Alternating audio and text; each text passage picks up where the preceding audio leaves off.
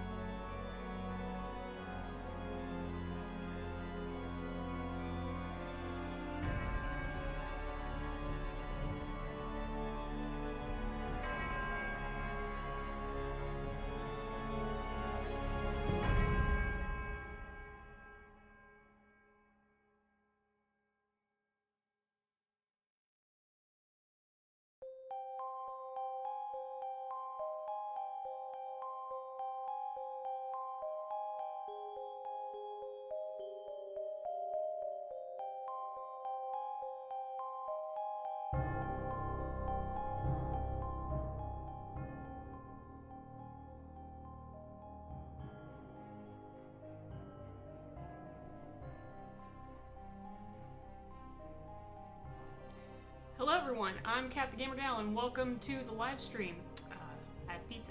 But that's not neither here nor there. Hi, hello, welcome.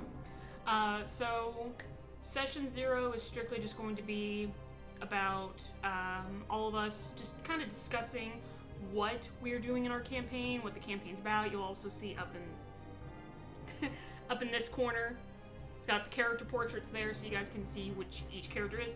For some reason, and I know that it worked before, but for some reason, when it comes to our second character, which is Asterion, as you can see there, for some reason on the little character thing, it's not showing his. It's just got a big question mark for you guys who are watching it on the live stream there. I'm not sure why that is, but it is. It's doing that for some reason.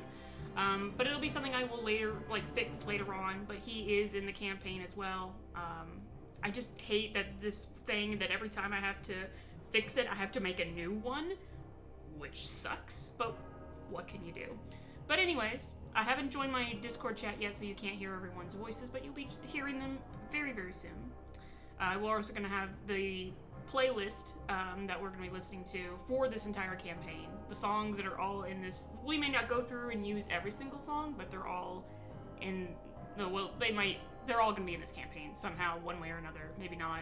I don't know. Maybe there's just mostly filler music. I don't know. But anyways, let me join my Discord chat here.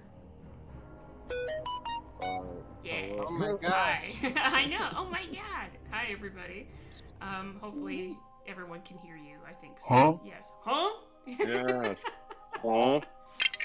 Very huh? Nice.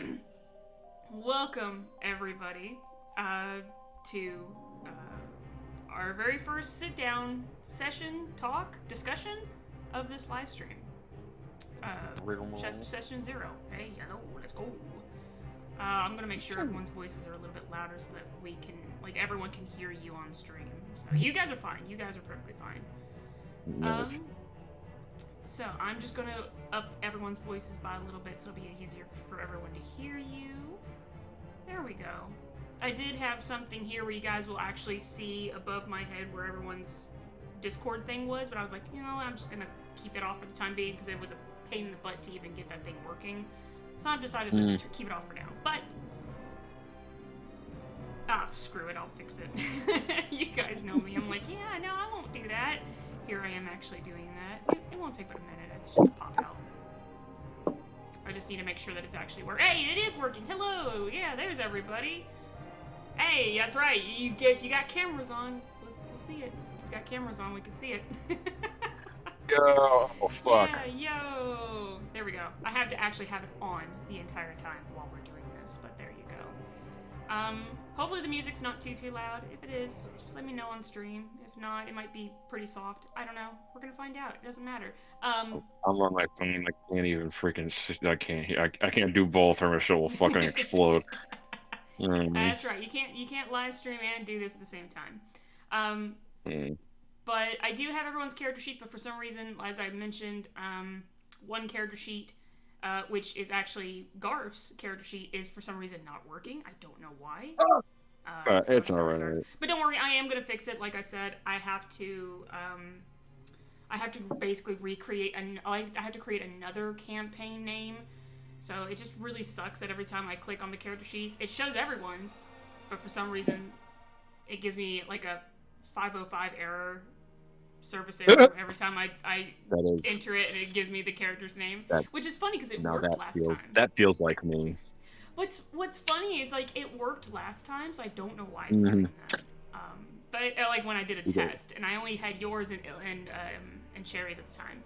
But anyways, that is. You tried turning it off and turning it back on again. No.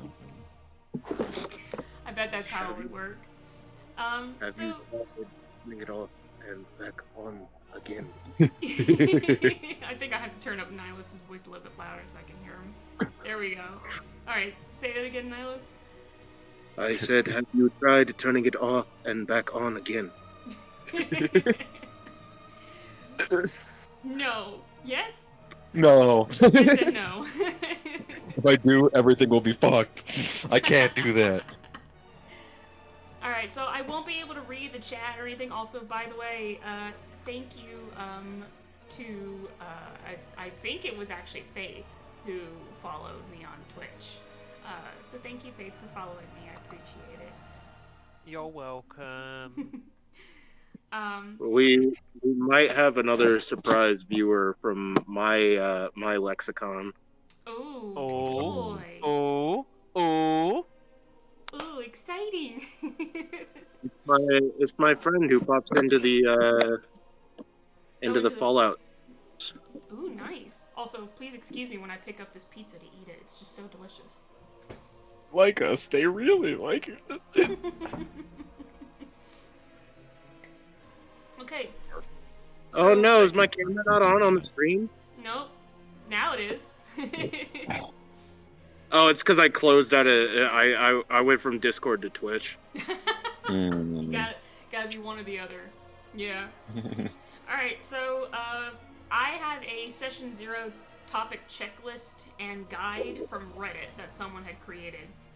I'm not going to go through the whole thing. I'm just going to go through certain things that I feel like would be important, especially for everyone who will be watching us play. Because as Nihilus had brought up, a session 0 is very important. But before we do all that, introductions are in order. And what I find hilarious is that based on everyone's like image in the Discord, it's exactly how everyone's going to be introduced character-wise as well, because that's how I drew everyone's characters. So Nihilus and Garf's characters are drawn so that theirs can be side by side. Cherry's literally did both her halves as one, so she's in the middle. I did mean for you to split them up, but that's okay. I love that they are together. It makes it so much. It makes it so good because you do have technically, you know, a day and night persona, so to speak, and I love that. Right. So I was like, we're gonna have to, yeah.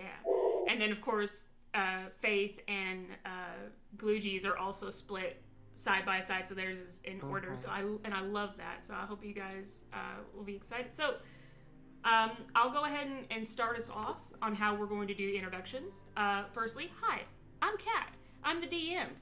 Maybe I'm a gracious DM. I don't know. It depends on what they think. I don't know. I think I'm gracious. Maybe. To be determined. To be determined. I mean, sometimes you forget things. That's true. I knew he was gonna fuck. I knew it. I fucking knew it. I was waiting. I was like, there it is. I'm like, wait. Nihilus is gonna bite me in the ass. Watch. All right. So yes, I am the DM to this campaign that I've been working on for months now.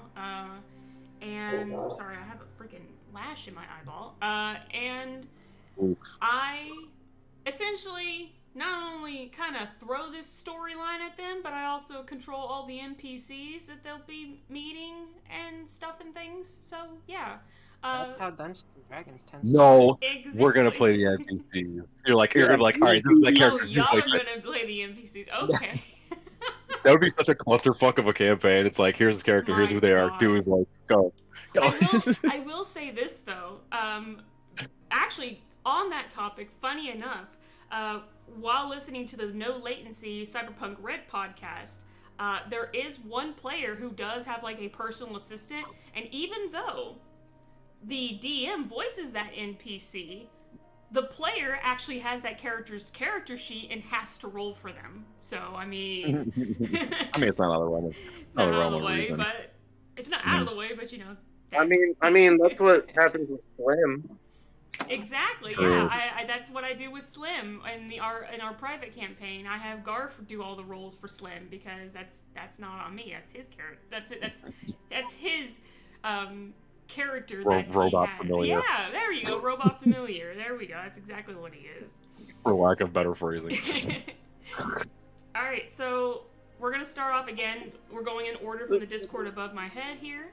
We're gonna start from left to right. So what I would like for you guys to do is introduce yourselves, your characters, their class and subclass, and any socials if you have any. So Nihilus, we'll start with you. I thought Garf was first. No, you're first, my man. Mukatsu comes first, dude. Don't you see? Actually, no. You're goddamn right, he does. Goddamn right. By the way, this campaign is not meant for younger audiences, definitely for older audiences, so please, viewer discretion is advised. Mostly because of the horror, but also because language and shit. So anyways, continue, Nihilus. Hello, I am Casual Nihilist Gamer. I play a character whose first name Mukatsu, last name Ishiyama.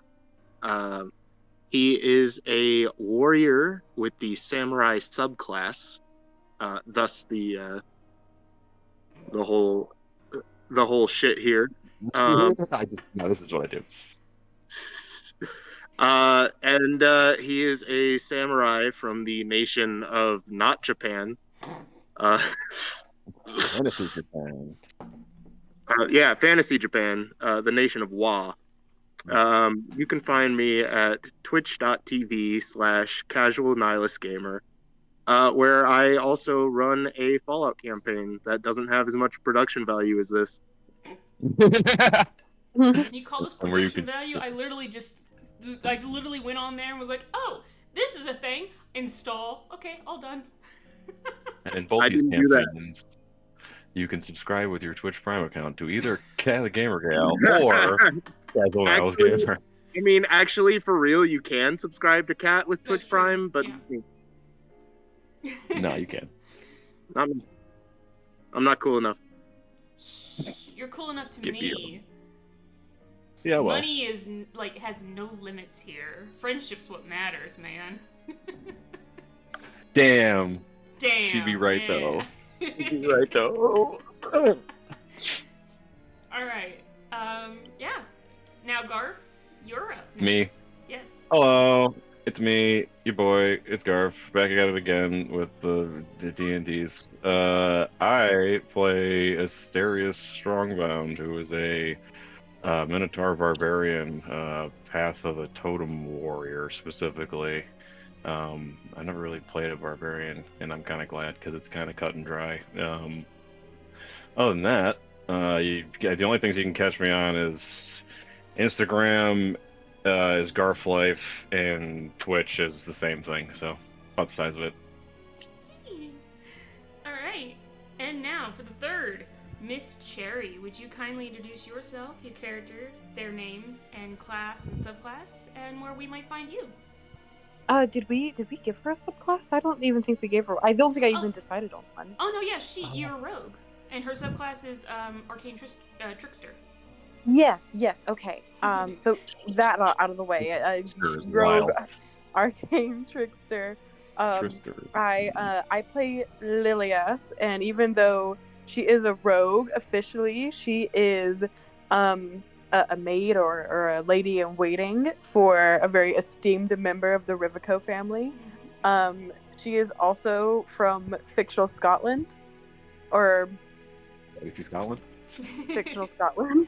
Which I don't know where that would be in game, but we'll figure that out another time. That's gotta be somewhere. That's gotta be a dwarf city, dog. Exactly. It's gotta be a dwarf city. Wherever that is in this world. I jumbled it up now, going for the class first. I think that's it about her. She's very cool, and you can find me on TikTok at Deliciously Delusional. Okay. Nice. And now for our fourth member, Faith, would you kindly introduce yourself, your character, their class and subclass, and where we might be able to find you? Mowdy, I'm Faith. I am clinically fucking insane, and I'm here for a great time. I thank you for the thumbs up. I appreciate it. Aren't we all? We're all. I'm going to be playing Twig, the Kobold Artificer. Oh, jeez. And oh no! Was that really Twig's voice? I'm gonna be playing Twig, the Kobold Artificer. I saw aliens when I was younger, and no one believes me except for me. Nice. I'm playing Twig, Kobold Artificer with the Artillerist subclass. She is an insane alien believer who was apparently abducted when she was younger. Her backstory: She lies about it. Let's just put it like that. Everyone knows she does, but she will One never part. admit to That it. one part is consistent. The only You wanna part know that's how I- consistent you know how I is got that these there's scars? aliens. Yes.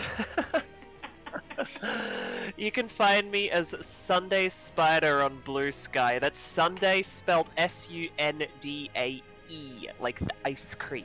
Ooh, yum. Delicious. That's why I'm hungry. Hungry for a Sunday. That's it. I'm very excited to be playing. Thank you for the invite. And last and certainly not least, Kaluji, would you kindly introduce yourself, your character, their name, their classes of class, and where we might find you?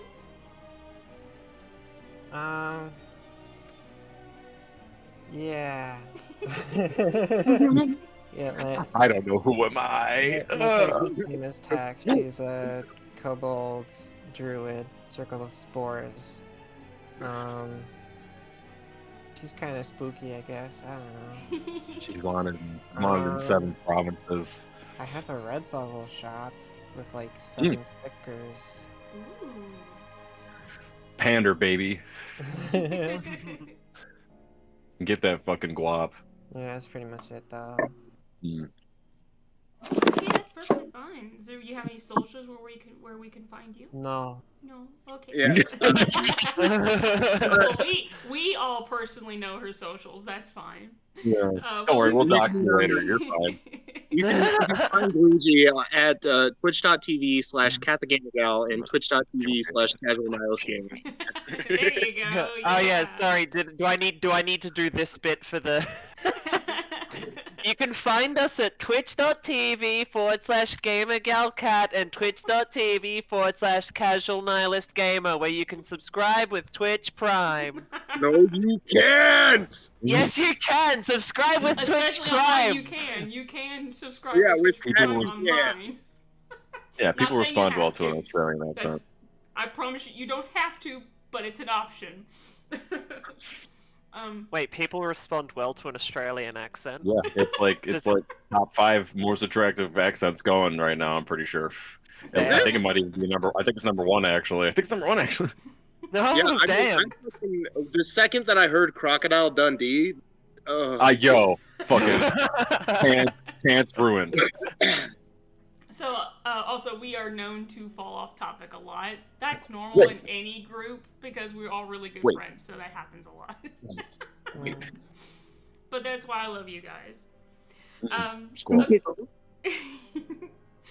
Okay, so I do, again, have a checklist here, but like I said, I'm not going to go over everything on this checklist. I'm just going to go over the more important stuff.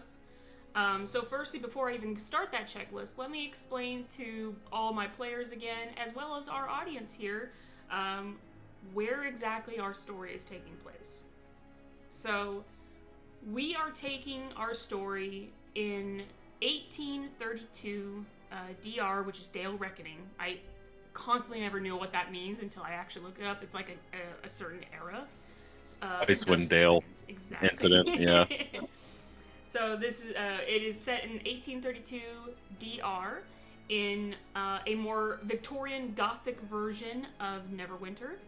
I'm currently making that city map right now, so I'm not 100% done on it yet, but it will be done by next weekend when we finally start session 1, if we are able to. Imagine if you will, a very Tim Burton-y Neverwinter. Pretty much, yes. Yeah, But Mhm. Tim Burton's Batman Neverwinter. Exactly, Yeah. but more restored than what it is based on, Right. like, I think like 1459, pardon me, ish. So like if you look at the maps of Neverwinter now, a lot of the Beggar's Nest district, which is that entire southeastern section of the map where the chasm is, that's all destroyed. The walls are broken down, everything like that. So I have it to where that entire area, because you gotta think, based on this timeline, it's like 300 years in the future, give or take. So all that stuff's got to be restored. The chasm is still magically sealed, but no one ventures into it because, you know, there's monsters still down there. They don't want to go down there. But they've now made it to where you can at least traverse across it. There's rope bridges. They're not the most stable, but, you know, you can still cross them. There's the invisible Dark Souls bridges with the rocks on them. No, I'm too No, scared to that's do terrible. that. That's a terrible idea. Speaking of You that, fall beside of that bitch. See you, buddy. funny enough, there actually is a location in the game, or in Neverwinter, that actually was a earth moat, which basically is a spot of land that actually began to levitate and came out of Neverwinter. And there's a building. They made it a Hooters. It is basically like that. It's basically like it's a little fest hall, and where the women are wearing like sheer black gowns and like moon crested masks or like moonstone like masks. They're like, yeah, bro. They're like, we can't let this go. We have to chain this to the land. Yeah, no, it's can't. true because So fucking funny. and this is legit story too. Like this actually legitimately happens in lore. Like this is an in-game lore too. The land did drift off for a while. It was once connected, I think, via magic, and then the magic broke and it just drifted off, and then they were able to somehow weave it back. And when they did, this is when Neverember was in power at this time. So they were like, hey, we would like to reestablish this place, but we need to keep it toward this land. He's like, okay, cool. So they just chained it to to the landmass of Neverwinter on the main landmass. So now it's chained permanently. They're like, guys, how are we gonna do this? Like, you got any fucking big ass ropes? No, but we got big ass chains. That'll do. It's funny you mention ropes too, Garf. Because they fixed the problem the same way people used to fix traction problems in the winter back in the day. They're like, just wrap a shit ton of chains around it. But now again, though, when you mention the ropes, this is another thing too. The way that patrons used to get to this location was through a very long rope bridge, but it was very perilous and dangerous. And since that time, they've actually torn that down and have made a teleportation portal to make it easier for everyone. So now there's a teleport portal to and from this location. So you guys can my taxes better have not gone towards that. Garf, you don't pay taxes. You literally just waltz. Right.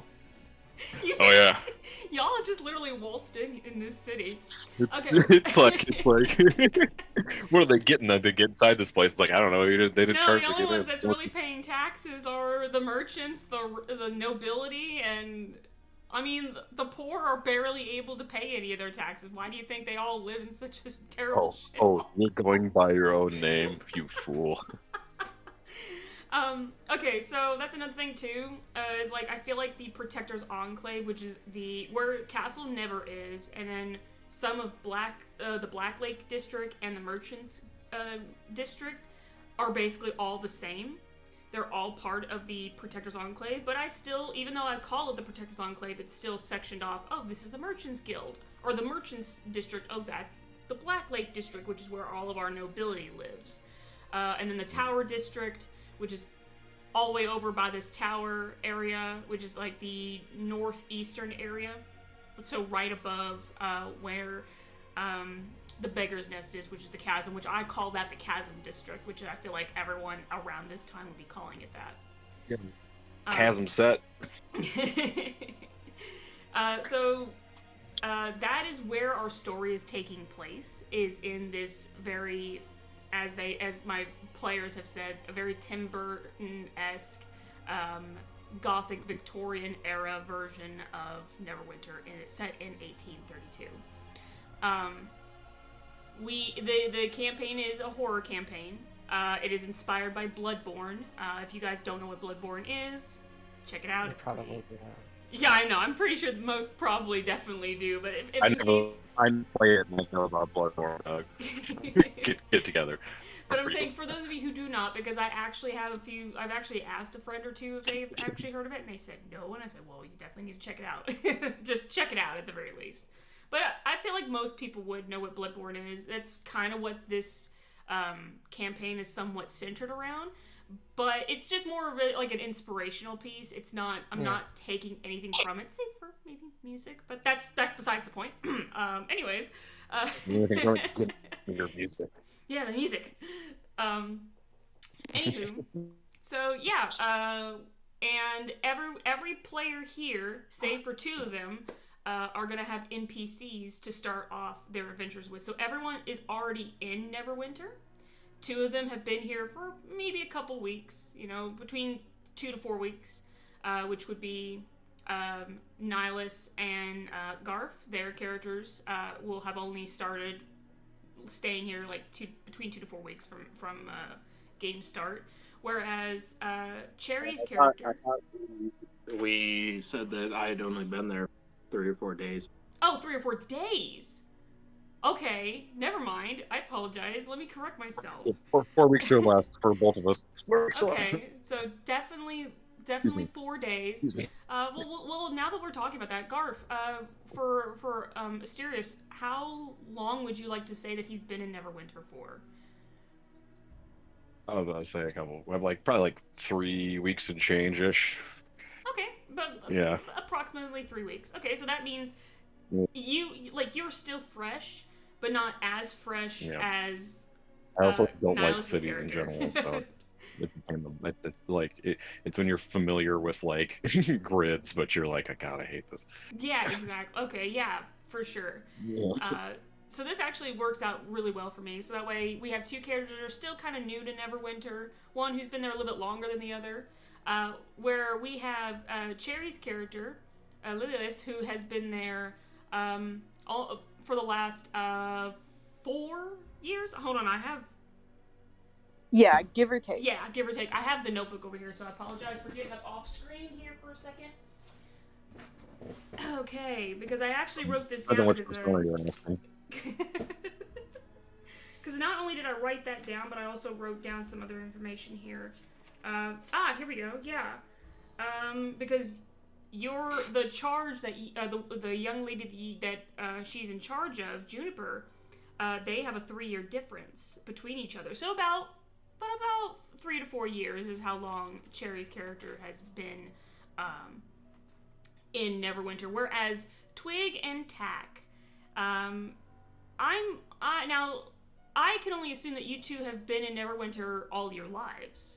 Is that correct? No, I don't think it is. Oh, okay. Because we never got the chance to discuss that, so I was like going off the thought of, oh, maybe they've lived there all their lives. So I didn't know. Y'all just been roving. Just been We roving. haven't fully figured it out. Mm. Well, that could be something that can come up at a later date if you guys are comfortable with that. If you're like not sure yet and would like to discuss that between yourselves first. So. Oh, yeah, I found it. We decided Katsu. Yeah, he's been in for 4 days. For 4 days. Okay, that's what I thought. Alrighty, thank you for that. See, this is why always important to have notes.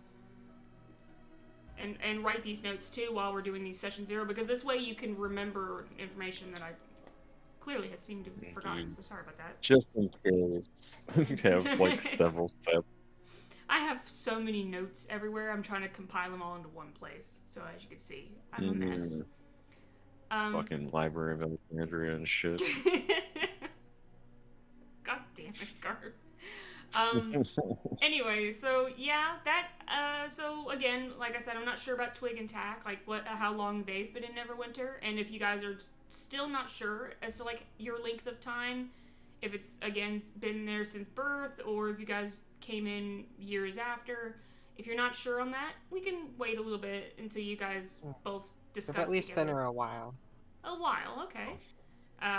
Maybe that y'all sounds have good. been things you're a druid, maybe y'all have been fucking chilling because there was a lot of fucking woods around that bitch. Y'all That's just true, been yeah, fucking, the Neverwinter going woods outside and are going in and out. thick. Yeah, and if I remember correctly, I think the elves are like the major occupants of the Neverwinter woods. So there might be something with that. Classically accepting of other, raises and such. Classically. God. Yeah. Never hoity-toity. Even at you've been in and or around Neverwinter for time. For a time, yeah. I just find it. I'll I would just never find it tell. hilarious if, I disappeared, came back, and then just kind of took. Just the kind of was like, yeah, I live here now. Yeah, that seems fair enough to me. Yeah. That's Alright. kind of my bitch. Yeah. I could steal from places here. All right. I can steal from places anywhere, but specifically here's pretty neat. Steal? How very dishonorable. As you can see, that's Nihilus's character. You know, it was also dishonorable when the aliens took me up onto their big flying machine, but you don't hear me complaining about it. I'm sure it was dishonorable, but Jesus Christ. Who's Jesus Christ? Oh my God. He's one of Who's the God? gods of the pantheon. Jesus What Christ is is, Jesus? of course. Jesus Christ is, of course, one of the 5 million gods. Oh. Which is There's a 5 religion million of in them? the country of Karator, which is where Wa is located. So. I'd like to change my character to a Cath Paladin, please. Okay, so with that said, I'll go ahead and quickly list off as well. Like, everyone has a starting NPC, save for 2, because they'll be starting together. Which is fine, because they're going to have an NPC introduced to them. I'm going to go ahead and let you guys know this now. There will be an NPC that will be introduced to you to help you guys become part of the adventure. So that basically is how that works. So Twig and Tack, they'll be starting together, but they'll have an NPC that basically helps them move along in the storyline, so they'll be a part of the main story. So they'll see what's going on. So yeah, we're gonna go ahead and we'll start with Nihilus. Nihilus actually has a pirate companion that he starts with named Date Ryu. He is also from the same far-off fantasy Japan as he. Where if he belongs, or whether they were born in Wa or in some other region, regardless, they are from that same area. And so to get him out of the city of Wa, basically this NPC helped him get across the ocean to Neverwinter. So, but I'm not gonna like spoil too much on story because I want you, the audience, to be able to hear the players' like story, like backstories and storylines as the story goes on. So I'm not gonna like spoil what they've told me as much. I'm just gonna give you like little tidbits of, hey, this is what happened. That's it. Same goes with my buddy Garf here, because we're gonna start with him next. Garf's starting NPC is actually his character's mother, Faye Bound. Excuse me. I don't know why I said born. Strongbound. Strongbound. Jason Bourne. Jesus Christ, it's Jason Bourne. So she is a satyr, and they both journeyed very far and for a very long time to get to Neverwinter. So they are now in Neverwinter together. How and why they ended up there, I can't tell you because, again, that's spoiling storyline. So yeah, I'm not gonna do that. But yeah, so he has that starting NPC, and again, as Cherry had said, she has a family of a set of NPCs, but she's mostly attached to just one of those NPCs. From the Rivico family. She is mostly attached to Juniper Rivico. She is the youngest daughter of the Rivico family. And she essentially is, as she says, her handmaiden, her lady in waiting. I think mostly handmaiden because they're not a royal family, but they are a very, very prominent noble family, especially that of the Merchants Guild and things. So they're a very wealthy, noble merchant family. And you know, that is her starting family. She starts mostly with Juniper, as that is her main as her main NPC that she'll be handling. And that is where we're going to stop on NPCs. The only other NPC I'll mention is the main NPC. I guess we could say he's kind of sort of the main NPC that the whole party will be dealing with, which is none other than Mason Gilliga. He is the leader of the Monster Hunters Guild in Neverwinter. presumably a descendant of the master of monster hunting, Dimitri Lunaria, whom I was also like, okay, basically this is how monster hunting started in Neverwinter, and like to help clean up the city and things like that. I feel like this is kind of what happened. Dimitri Lunaria came around and was like, hey, yeah, I'm a monster hunter. I can clear out things for you. And Neverwinter was like, yeah, sure, okay. And now they've established a guild. So that's just to kind of like short and quick of it, just to kind of make things as simplified as possible for you guys. So we're not going to spend too much time on this because we do have the checklist we got to go over. So the first thing that comes up on the checklist is experience. So you can either earn XP, milestones, level ups. I will go ahead and say this right now, unless you guys would like to tell me otherwise. I'm not going to do EXP. I don't want to do earning experience points. Yeah. I just don't care for that. If you guys like that in y'all's campaigns, cool. But me, I'm like, no. Milestones it is all the way. So. I want to be able Couldn't to break the agree magical more. weapon and exchange experience. Wait, what's that, Gar? That used to be a thing forever ago. I want to be able to break a magical weapon and gain an experience. That used to be a thing like forever ago. Yeah, I mean, some people still It's use like it in rye. their games. Yeah, but I'm just like, Ooh. I'm like I know people still use it in their campaigns, and that's cool. That's I one just don't example. care for it. Like if I'm playing a video It game, makes yeah, sense. sure. Like if something happens Yeah. drastic, it's like all there. Mm-hmm. Now, otherwise, everyone will be leveling up through a milestone, because I feel like that is how everyone will earn, like, something. Because I feel like you guys achieving a goal, whether through violence, non-violently, or hitting that story beat, that is how I feel about milestones. Is like, that is how you guys will level up. We're not playing this game to crunch numbers. Exactly. You're the most number crunching y'all are going to be doing is like damage die and rolling to see if you even hit anything, or if you can see something or whatever the case is. That's as much as I like to use my magic clicky clack math rocks. So I guess I'll put all these spreadsheets away. yeah. Fuck.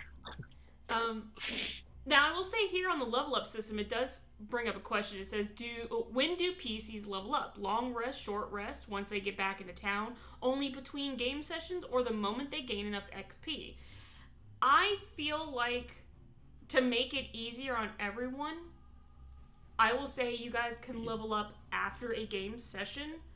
Like, when it comes to, like, because you guys have to, for our viewers, you have to understand, we're not going to be able to go through an entire arc in one session. It's not going to happen. We're not going to be able to do a huge section of our, like, each individual session in one go. We're going to have to break up into little miniature versions. Like, oh, arc 1 is going to have section A, section B, section C, the finale, and then we'll go on to arc 2. So there will be small individual story beats because we're not going to be able to do it all in one. We can't sit here for like 6-7 hours playing a game. We all personally do not have the time, unfortunately. So that is why I went ahead and said, everyone go ahead and start at 3rd level. Go ahead and pick your subclass that you guys wanted to start with, so that you guys can have some fun with it. That way it'll be a little bit more interesting as well for everybody. To have a subclass to kind of like help build their characters from if they wanted to. But yeah, so for me, to make it easier on the rest of my party here, I'm going to say when they get to a point and I say, hey, that's a milestone, you guys can level up, I'll tell them, hey, don't forget at the end of the session, please level up. Or like at the end of the thing, hey, don't forget to level up. Because I don't want to do it in the middle of a game. I don't care for them to happen at like any other interval. I feel like when the milestone happens. What's that? Or seen it. I don't think I've ever experienced that or seen it happen in person. Yeah. No, I will say, this is going back on the Legend of Aventress Curse of Stradania campaign I listened to. Funny enough, when they were doing something, they actually leveled up not once but twice in a single go, because they did two, like they were able to accomplish 2 major goals in one sitting. So they were like, oh crap, we leveled up twice, and the DM was like, yeah, you did this and you did this, so now you level up twice. So I was like, oh, that's kind of neat. So if you guys happen to do that and y'all in like a session or something, I'll be like, oh dang, yeah, y'all can level up twice. But that's like it only happened once, and I feel like this would also be a very rare occasion. So, Right. but yeah, again, when it comes to leveling up, I do have, I would say, 4 out of 5 people's character sheets, but I did give them the PDF version of those character sheets, so they have them. I just have the digital version, basically. So if they want to level up, I can easily level them up through D&D Beyond, and stuff like that, so to make it easier on them, or they could do it on their own spare time. Nihilus has his own, so I'll leave it to him. Okay. So, is there anyone who has comments, questions, concerns on anything that has to do with experience points? Or... I'm pissed. No, continue. I'm pissed. Oh, of course, of course. I'm taking my character and I'm going home. Oh, you're just gonna, okay, I see how it is, alright. Box the frame, fuck it. Alright, so, I'm going on to the next section, which again, like I said, I'm not gonna read all of these, I'm just gonna pick and choose certain ones. So the next section is called Players, Behavior, Game Behavior, and DM Expectations. I'm, again, not gonna read all of this, I'm just gonna read a couple of these. Like the unannounced dice rolls. Like, I didn't know all this shit. But yeah, like the unannounced dice rolls. What happens when a player makes dice rolls without saying anything, only then to say, I just rolled a nat 20 on my perception check? Are only dice rolls are allowed to me made when... Wow, I'm sorry, I'm trying to read what the person wrote, and it's just weird. Okay, so basically when it comes to dice rolls, you need to tell me what you're wanting to roll for, and then I'll say, sure, you can roll for it. Like, if I give you a situation... Fucking weird. I know, I'm like, unannounced dice rolls. I'm like, okay, that's weird. But I guess there are some folks who do that, I guess, in other games. But I know you guys don't. You guys are like, hey, I want to do something. I'm like, okay. And then I say, go ahead and roll for it. So... Like, now granted, if you feel like it's something you don't need to roll for, we can discuss it, and I'll say, yeah, sure, you don't have to roll for that. Or if you say, hey, I want to do this, I'm like, okay. And if I believe that your character can easily do it, I'll be like, you don't have to roll for it. Or like, if I feel like it would be difficult for them, I'll be like, yeah, you roll for that. So, I mean, we can discuss those sorts of things, but I know you guys are not going to just make a random dice roll and be like, oh yeah, no, I got a nat 20 on that persuasion you wanted me to do. I'm like, that's like some little kid shit. I don't like that. I don't. But By the way, Kat, I rolled a nat 20 on winning the game. I win. Honey, you and Go everyone ahead, already narrate wins that. this game just by being in it. Narrate that. Hell yeah.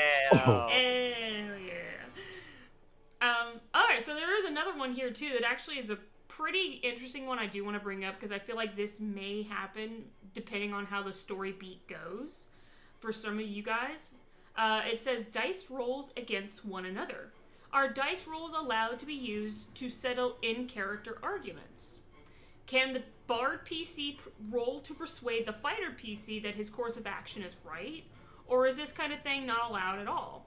Is it something that's allowed sparingly, but only under the DM's guidance, or only when prompted by the DM?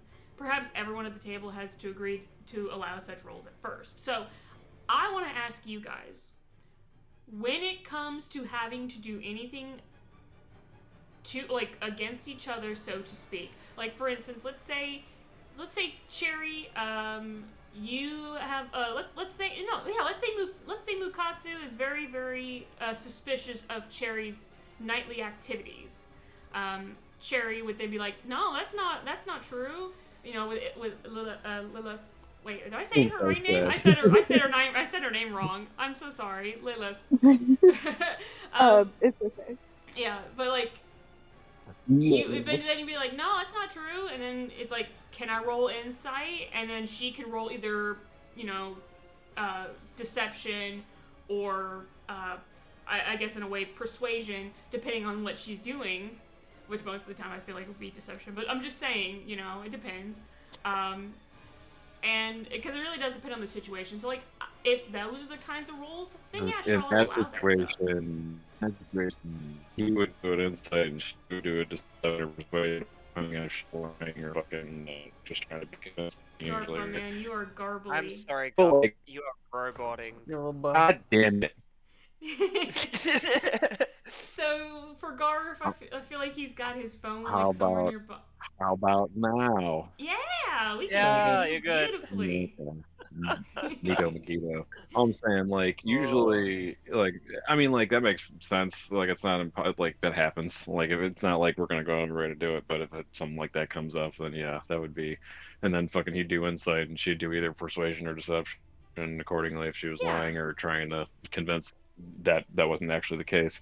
Yeah, exactly. So on and so forth. Blah, blah, blah. Yeah. So if you guys, pardon me, if you guys are okay with that, then that's how I would do that. Now there is another section immediately right after this called PvP.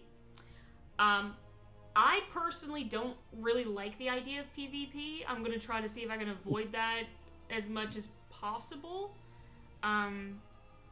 But if something happens between characters, we'll have to sit down and discuss this again at another time. But I feel like I would try my best to not let that happen at all. I feel like with these characters, it's not very likely in general, honestly. Okay, that's true, yeah. But Unless it is something I there's wanted a to bring up. strong disagreement, even then, like, I Yeah. don't think it would be anything out of the realm of talking. Right, true. And I feel like, again, with the dice rolls against one another thing, if it's not like physical combat and it's just that, again, with like insight, persuasion, deception, those sorts of rolls, that is fine. If that's the quote-unquote player versus player that we're like, as the amount that we're going to get is just doing the persuasion, deception, insight kind of like rolls, I'm cool with that. Yeah. But actual combat, I'm going to try to avoid that. And hopefully, and as Garf said, hopefully we don't have that happen at all. So, I feel like, again, it is quite unlikely, but again, we never know because you guys there is a system that will be in place, which I will discuss that when we get through this checklist real quick, which is the stress system. So, but continuing on, so we have PC secrets. Are players allowed to keep in-game secrets from other players? I'm gonna go ahead and just say yes. Yeah. Yes. Yeah. Players are allowed I would to hope so. Yes. I would hope so. Absolutely. Everything about you. Players, Tell me everything about you right now. The players are allowed to keep secrets from other players. The thing is, I will say, If we couldn't, that would fuck up my whole game plan. I'd have to as the take DM, back a lot of I'm the only stuff. one who is privileged to know those secrets, but not say them out loud. So if you guys have secrets, like character secrets, you can tell me, and I will not say anything. Because those are y'all's personal character secrets for me. Now, granted, I know some of y'all already know a little bit about y'all's characters, but I know there's probably other things that the other players don't know about. So, you're more than welcome to push that back at me and be like, hey, they don't know about this, and I want to let you know. You guys can through private messaging. So, alright. I just think that if we weren't allowed to share secrets, I'd have to change my entire character. My entire character concept gone. Exactly. It's like, no, we are not. Everyone's allowed. Everyone is allowed to have character secrets. Jesus Christ. That's like That'd be season some- 1 of Star That'd Trek: be- The Next Generation, where it was a thing like there can't be conflicts with the crew members; they all have to work together. No, you're allowed to have conflict. Come on, that's what makes it fun. So another thing here, and I'm gonna read what it says. It says player expectations, types, goals, and diversity.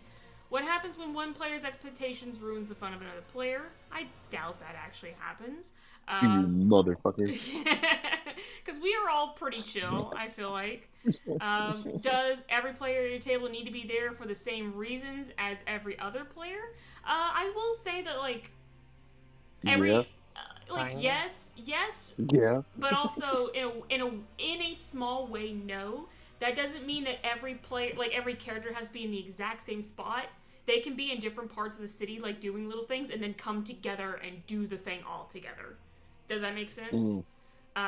Because like side plot allowed. yeah, like some folks are like y'all are allowed to divert off and like do an investigation here while another part of the section of the party goes to another location and does another investigation, and then y'all can come together, say what you found, and then go toward the main location and take what you've learned with you. So, because I feel like that's how I'm going to run the first arc, which is why, by the way, you guys are probably reading the title of this to the viewers, you're probably reading the title and it says The Daydream, or, The Daydream. That's what we're calling every major arc, is a nightmare. So this is because it's session 0, this is The Daydream. Whereas the first arc is known as the first nightmare. So that's why it's called Nightmares of Neverwinter. So we got different nightmares in here. But yeah, basically, real quickly, the first nightmare will have everyone starting off in completely different locations. Nihilus will be starting off at the docks. Garf's character will be starting off in the Beggar's Nest, along with Twig and Tack, but they'll be like in a different part of the Beggar's Nest.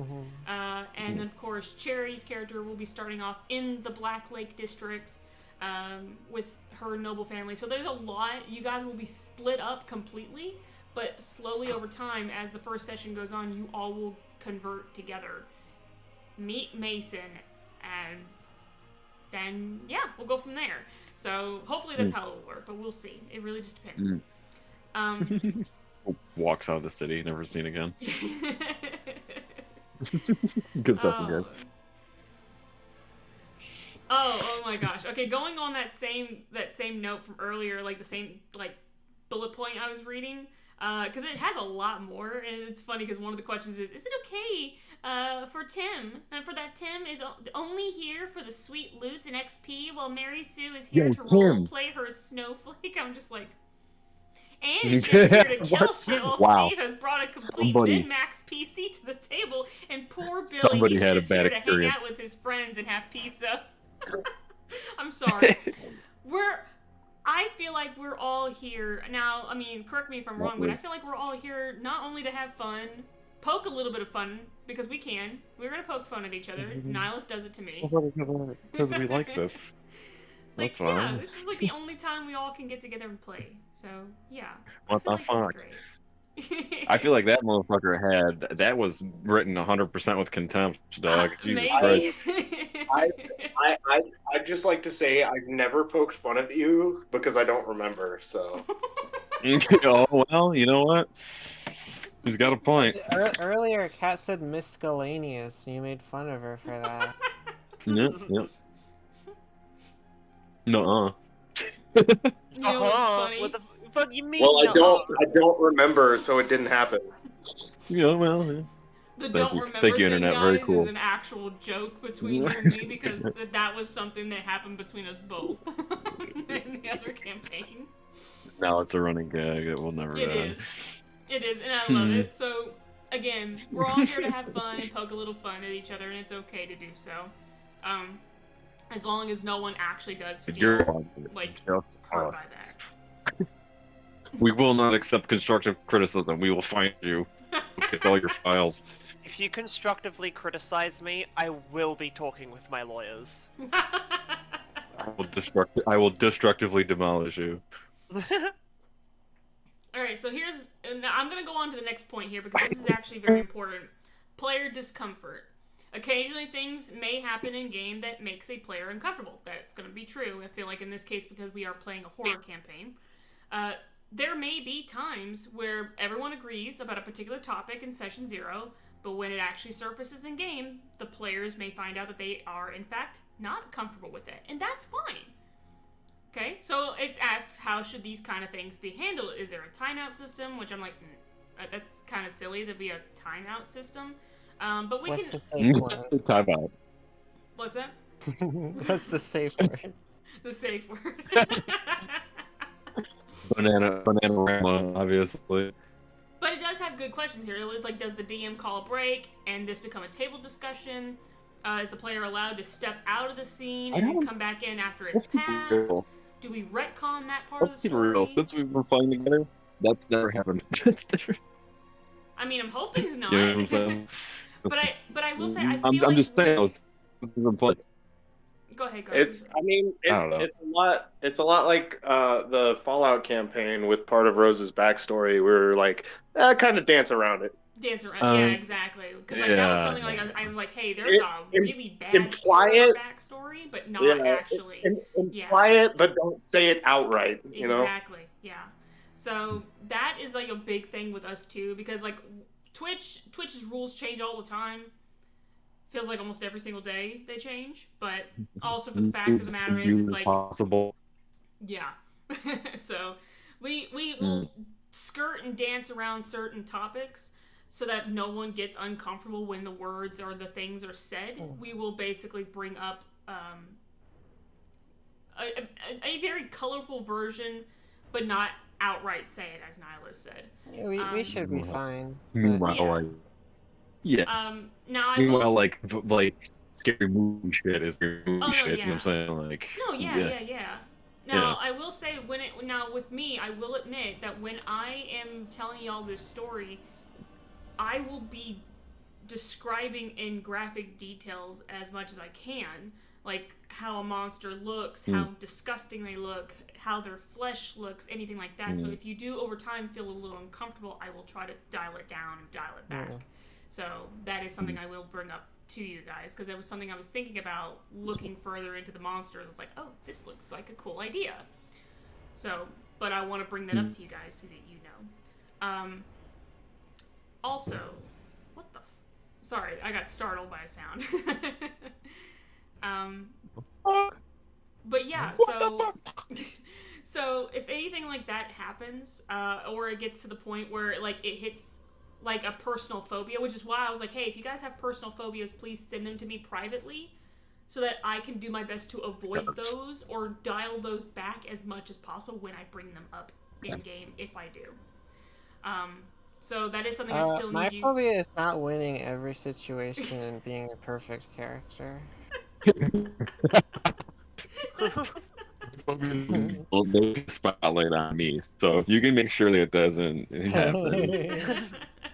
I think just like kind of to kind of add on to kind of like the overarching conversation, I will privately message you if something happens that makes me uncomfortable. I will never go out of my way, at least for me personally. If it does make me uncomfortable, I will message it, but I'm also a stickler for going with the flow, like when I'm being a player. That's understandable, yeah. But like that's the thing with me is like everyone's comfort is very important to me personally, because with it being a horror campaign, I do want you guys to not be completely uncomfortable. So, but if it does in some way make you uncomfortable, I will find a way to dial it back. So I was gonna say, I mean, if at any point you do become uncomfortable, like, it's not gonna completely ruin my night if you say, hey guys, this is kind of making me uncomfortable. Like you don't have to like privately message. You can say it like if you want. Yeah, like we're all open books here, so. Cool. I mean, I will. Generally, I'm like okay with a lot of mentions, but I will let you know. And I don't know if you've ever done it before, but there's something that I've done before: the consent in gaming form checklist. If you've ever done that, really good kind of thing, because it goes through like a big list of things that could make you uncomfortable. I've seen various versions of that checklist, so yeah, I know exactly what you're talking about. I can find that checklist for all of us after the session, or after session 0 here, and then just send it to you guys to fill in when you can. So if that makes you guys comfortable as well as doing that, we can totally do that. So because I've seen various versions of that checklist, so I'm not sure which one you're specifically specifying, but I do know what you're talking about. I certainly do. So, okay, so I feel like that is a good spot on that one. Player agency. That is important to me. I am not going to control your characters. So, I will say if like that's how I feel about it. Now I will say, like, if something happens, because like this has happened before in the Legend of Adventurous Curse of Strahdanya campaign, where 3 of the players did something and then the DM was like, can you guys, because they were all actually together in a single room together, and she said, hey, can y'all come with me? And the 3 of them left the room, talked about stuff, and came back and kept playing. And that was because those 3 players were pushed into evil alignment because of what they did, and were basically under a mind control by Strahdanya herself. So that shit can happen. but they still played their characters. But she said, hey, so this is what's going on with y'all's characters, and they said, oh, okay. And they basically still had to do what they were doing, but convinced the last 2 players, hey, these gifts are pretty cool, man. You should definitely take one. So yeah, that's basically what that means. But me personally, I will not take control of your characters. The PCs will never become a DM controlled character. Never. Because that's not these are not my characters, these are y'all's characters. Not even if there's a mind control spell. Oh no, if it's a mind control spell, I'll tell you privately, hey, you're bad. mind controlled, and I'll give you like parameters of what you have to follow with. What about cyber psychosis? This is not cyberpunk. You're telling me I actually have to play my character? God damn it. Ah, fuck! I'm out. I'm fucking out of here. Oh wow, damn! Do I need to... Yeah, I think that's it for me, guys. Oh wow, shit. Okay. Yeah, sorry, I actually didn't know what D&D was, so I actually got to go because of that. Yeah, well, we thought you were just gonna come in here and play dolls with all our characters. We're gonna be like, no, not like that. This is just gonna be happy story time where Kat tells us about our adventures. I mean, I could do that Just if don't you want, but I won't. make sure I never lose. No, fuck that. That'd be like the most annoying shit. That's The hell I had dice and shit. Like, these are fun to look at. Yes. Yes, me and my little baggie of magical clicky clack, my math rocks. Look at all my math rocks. Don't eat them. Don't eat them. Don't eat them. Speaking of math rocks, Kat, if our characters die, will you be ingesting our dice? Will you be crunching on them like that cat who eats uranium? Is that your rule for this campaign? If our character dies, you eat the dice? Melt them to catch them. If I can buy... How you do it, so... If I can buy the actual sugar candy rocks of D&D dice that do exist, by the way, y'all, then yes. Sounds Yes, like I know. a great way to make your whole rolling area sticky. The thing is, like, those are real. I don't know who sells them, but I want some. Just to taste it. Does it even taste any good? Like, that's my question. Do they taste good? Or are they just... I imagine it just tastes like sugar. Probably, yeah. Yeah. Probably just sugar. Yeah. I mean, if they're candy rocks, yeah. It's That's what I'm thinking. Like, I'm wondering if they're just candy rocks. Yeah. I just don't know if they have a flavor. Doing that at a table. We won't wait for it. Sounds really funny. Unflavored rancher. You'd be like, God damn it, I rolled that one. And you just eat your D20. Fucking piece of shit! Fucking piece of, you're going right to jail. Ah, yes, dice gel, which is in my belly. I was looking. Digestive hell. I was looking for a themed like dice tower for Mukatsu to roll my dice, and I found so many like fucking cherry blossom garden fucking dice jails. Not that does sound like some Etsy like go-tos right there. I can hear like the song playing in the background with like the fucking flute. Oh Yeah, my like God. soft shakuhachi music, and it's just a fucking. Yeah, fucking Yep, like blowing that. by. So, Soundtrack. does anybody else like have a starting item from your home? Yeah, No. I got an axe, and Oh, all the that's weapons I have, and all right. the clothes I'm wearing, which is not a That lot. is true. Which is I not a did lot. state that everyone starts with a special item to give them all an edge. We can discuss that again real quick now that everyone's in the chat together. So this is one thing I really want to bring up with everyone who's watching our stream as well. So all the players actually have a starting item that is very special toward their characters. It's either going to be an item, an ability, or a weapon. So everyone starts with something very important that will help them and or the party as a whole.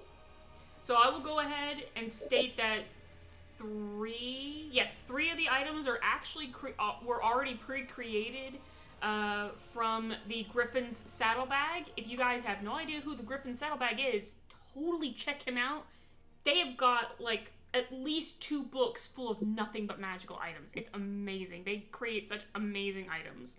So definitely go take a peek at their stuff. They have a PDF file from their first book, which actually has other things as well, not just magic items, but like modules and things like that. Pretty decent. I'm still trying to like read their third book or their second book. I think they're coming up the third one. I'm not 100% sure on that, but Griffin's Saddlebag, pretty darn good. Whereas one character has an ability that was actually inspired by the Curse of Stradania Legend of Aventress campaign, because another character used that ability as well. So one character has that, and then the other two, then the other one has a weapon that's basically a reflavoring of a weapon that already exists in Dungeons & Dragons, but it's just flavored toward his character. So we're going to start real quickly with the ability, which I gave to Nihilus's character. Actually, would you guys like to discuss your abilities yourselves? Yeah, Hell actually, yeah! Hell yeah! I do have it. So Nihilus, go ahead and start off with yours. So it is a special ability. I call it everybody get in the fucking circle.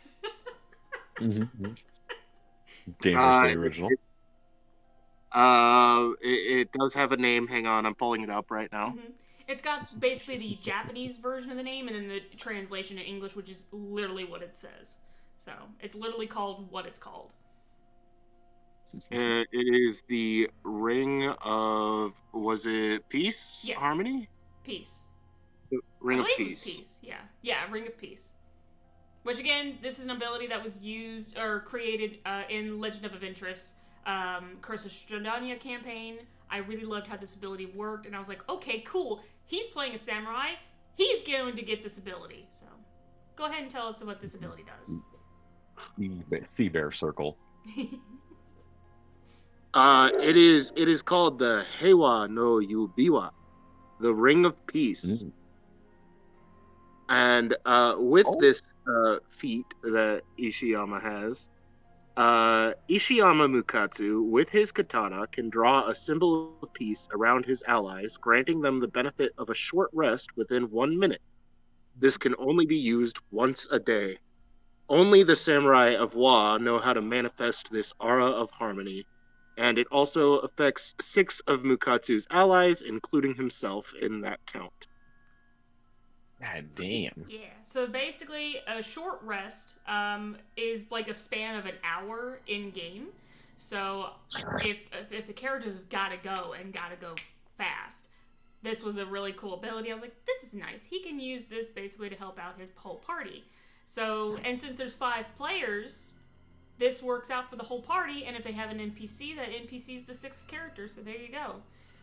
So that is Nihilus's ability. It's a really nice ability, and I hope that it becomes very, very useful. Everybody get in the fucking circle. Yeah. I love that as soon as I told him that, that's all he's been telling it. And it's like, everyone get in the fucking circle. Get to the circle. Ow. Get Alright. in the circle. For God's sake, I'm trying to help. I don't know. It's kind of small. I can make it bigger. That's true. He can Thank make you. because you're drawing it on the ground with your katana, so he can make it. He's bigger. like, it's gotta be a perfect circle though. So he's like, damn it, hold on a second. Damn it, hold on a second. Damn it. All right. So Garf, do you have your character sheet open to tell us what your ability or your special item was? I could momentarily. Yeah, I got an axe that specifically I have the notes about somewhere. I know for a fact it was formerly my dad's axe, and the thing it does is when I get a natural 20, it gives me another 7 damage on whoever I'm hitting, pretty much. That's right. Yeah. It's my dad Tyrus's great axe. It's got +7 to hit, MD12 +5 slashing, and is a martial heavy two-handed weapon. I forgot where specifically. I mean, I was just pulling that out of my ass. I'm pretty sure that's the gist of it. It I'd has a say that name, is what it but is. I'm not gonna. Yeah, it has a name, but I'm not gonna say what it is. It's just your father's name saying that it was his great axe. So. Yeah. Yeah. Which. I mean, like I gave it a name in character, but I have not said what it is yet. Yeah. Ooh. Oh, this is new to me. Okay, yeah, no, keep that to yourself. Yeah, keep that to yourself. We can discuss that later. Yes. Mm. All right. Next Yeah, sure. on the list, Cherry. Would you kindly tell us what your now for these last 3 guys, they are all from the Griffin Saddlebag. So, Cherry, would you kindly tell us what your special item is that I gave you as a starting gift? No. So let's. So, I got something pretty snazzy. It's called the Shadow Drinker. It's a dagger. And let me just roll through real quick so I don't have to. Oh yeah, sure. It's actually called the in character. The gist of it is when this dagger can absorb a creature's shadow, and I can become invisible in like dim lighting or like and like just total darkness. I'm just like totally invisible. I'm just totally out of there. I'm not perceivable, unperceived, if you will. And I can, with this bad boy, I can make an additional D6 necrotic damage, or 2d6 actually. If the attack is against this shadowless creature. And so I'm gonna be. So this knife was basically made for rogues. Is essentially what it is. Mm-hmm. And I feel like with your character working at night, that this will be a good weapon for you to use. So yes. Very much. Yes. Working at night. Now, there is a thing about this dagger as well. I didn't attune it to your character because once attuned, you would have all those abilities, but you would also be cursed with just taking radiant damage. So I didn't attune you to that for that reason. Would you still attune yourself just so you could have those benefits and still be, and have damage vulnerability to radiant? Would you be okay with that? Yeah, I mean, I knock on wood. I don't know how often I'm going to encounter radiant damage, so I think I'll take my chances. All right, cool. Because that was something I did not attune your character to it specifically for that reason, but because you told me that, cool. So yeah, that is the only thing that is like a quote unquote downer with the weapon, is that it's cursed. It's basically makes her vulnerable to radiant, but again, as she said, we don't know if we are going to encounter radiant damage. So there we go. Well, now that you've attuned to it, we will be exclusively encountering radiant damage. No, I promise you, you will not. I spilled all this holy water, and all of a sudden, Cherry's character starts sizzling the fucking scene. Ah! Now, That's usually got good connotation. now with that said, Faith, would you tell us what Twigs? I'm sorry, Glitchy. Would you tell me what Twigs' special item is that I have gifted you? Character is less than that. We have got, and this is fucking incredible, right? We've got a fucking pair of goggles that lets me see. That's it. No. Yo. No, it does more than that. It don't think that's it. So I'll just read it out from, I'll read out the, what's it called, description. These red goggles have a second set of lenses that adjust their distance from the eye to magnify and focus on targets. Whilst I'm attuned, I'm unaffected by visual obscurity, such as fog and smoke. I can see up to 60 feet in magical and non-magical darkness. And if I already have dark vision, wearing the goggles increases its range by 60 feet, which from memory kobolds do. So I am the darkest of vision perceivers. I also gain advantage on perception checks.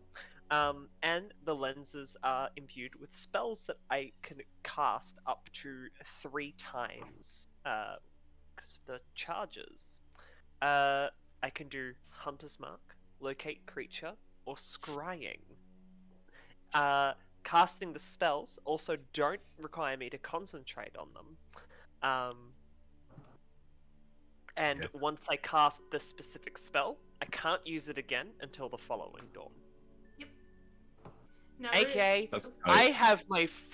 have my glasses to locate aliens. And listen. The moment I get a sniff, a little, you know, a little of an alien, you know, I am going to be using locate creature to locate the alien.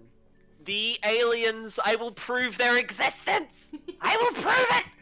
I will prove it. Depends on if the alien's a creature, a person, or a monster, because you might get hosed. You might get Well, hosed. there is one thing I will say with these goggles. If I remember correctly, it says that you can only use those spells based on the blood that you see from that creature, correct? Hang on, I'm reading the actual. Do I have to look somewhere else? Also, Hunter's Mark Yeah, would sound like you can whoever. cast You spells could just hit using them the with Hunter's Oculus, but you can only target creature whose blood you can see. Yeah. There you go. So that way. So I will. No, you go ahead. As you were saying. No, I was gonna say, I'll stab an alien, get it to run away, and find it again. Maybe it'll run back to its friends, you know. leaking green the whole way. Whoa, big green? Big green? Big green! Not my name. Good. Alright, and But, yes, I've essentially got goggles that allow me to look. But look better. I'm about to say look better. Do I even prescription glasses? Yeah. That's what I call them, the prescription glasses. Technically, I've been blind for 17 years and these goggles help me see! I'm 5 years old! They like wander from like a fucking room. The guy was like, Alright, with that, Gloogy, you're the last one. Would you kindly tell us what your starting gift is? Yeah, it is the Festerwood Fungal Stave. sounds like you're gonna fix. I vaguely forgot what it does. Holding the staff, you can expend one or more charges as an action to cause clusters of noxious mushrooms to magnify. Magically appear in a number of unoccupied places. Oh yeah. So You can create poison bombs. I make a bunch of different versions of myself, I guess. That is true, yeah. Only one is real. Yeah, that's One right. is If you can expend one or more charges to cast one of the following spells. Oh yeah, there's There's a whole some lot other more. spells I can... Yeah. It's a It's okay. magical Yeah. mushroom staff, Yeah. pretty much. Yeah, you guys don't. Yeah, if you don't want to go through the whole list, it's totally fine, Glooge. Yeah, it's Yeah. a pretty big Mag- list. It is a Magical list. It's a mushroom huge stuff, list. you say. So the quick and short of it for Gloogie to help her out a bit, it's that it's a magical staff that allows her to basically send out some spores in different directions and then use those, those areas to have a spell cast or something, and she does not have to worry about concentrating on it or anything like that because she's got charges, and the charges will, I think, come back after like from a certain roll and at dawn. I think. It's a D4 usually or some shit, and plus something, and fucking. Yeah, exactly. Yeah. Now, if she expends all of them in one day, she does have to roll a d20 to see if she could still keep the staff, because if she rolls a nat 1 on that d20 roll, then she immediately drops it and it becomes a monster. So that they'll have to fight, which I know, but because it has so many charges, and I know Gloogie's really good at managing her charges, I think she'll be fine. I highly doubt it she'll use them all in one day. So there you go. And I'll say this too, to make I'll even be cool and be like, hey Glooge, if you roll a nat 20 on that roll, you can have all your charges back. I'll be cool. I'll say that. I'll give you that for free. Damn, risk and reward. You weren't gonna do it, but now you're gonna do it. That's if, but I highly doubt she will. But if it comes down to it, there you go. But yeah, I will be destroying this magical weapon. So that is something I do wanted to bring up. Like, everyone does have a starting gift to kind of help them out in battle because they are all starting at 3rd level. And I am going to make this campaign just a little bit harder, not too hard, but definitely harder than my other campaign that I'm doing, where I'm still kind of sort of learning. That's not in the mayor. So yeah, I'll quickly go through this rules debate. I don't give no shit about rules, but I'm not a rules lawyer, but I will say I am. I know all the rules. I will say that but I will say though, however, with that,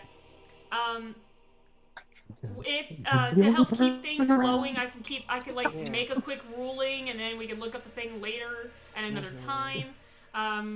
If one of us knows the rules, yeah, exactly. we can say, hey, this is the rule, but it's up to Kat if that is enforced. Yeah, because it says, hey, does the game pause to look up the rules? No, fam, we ain't not pausing.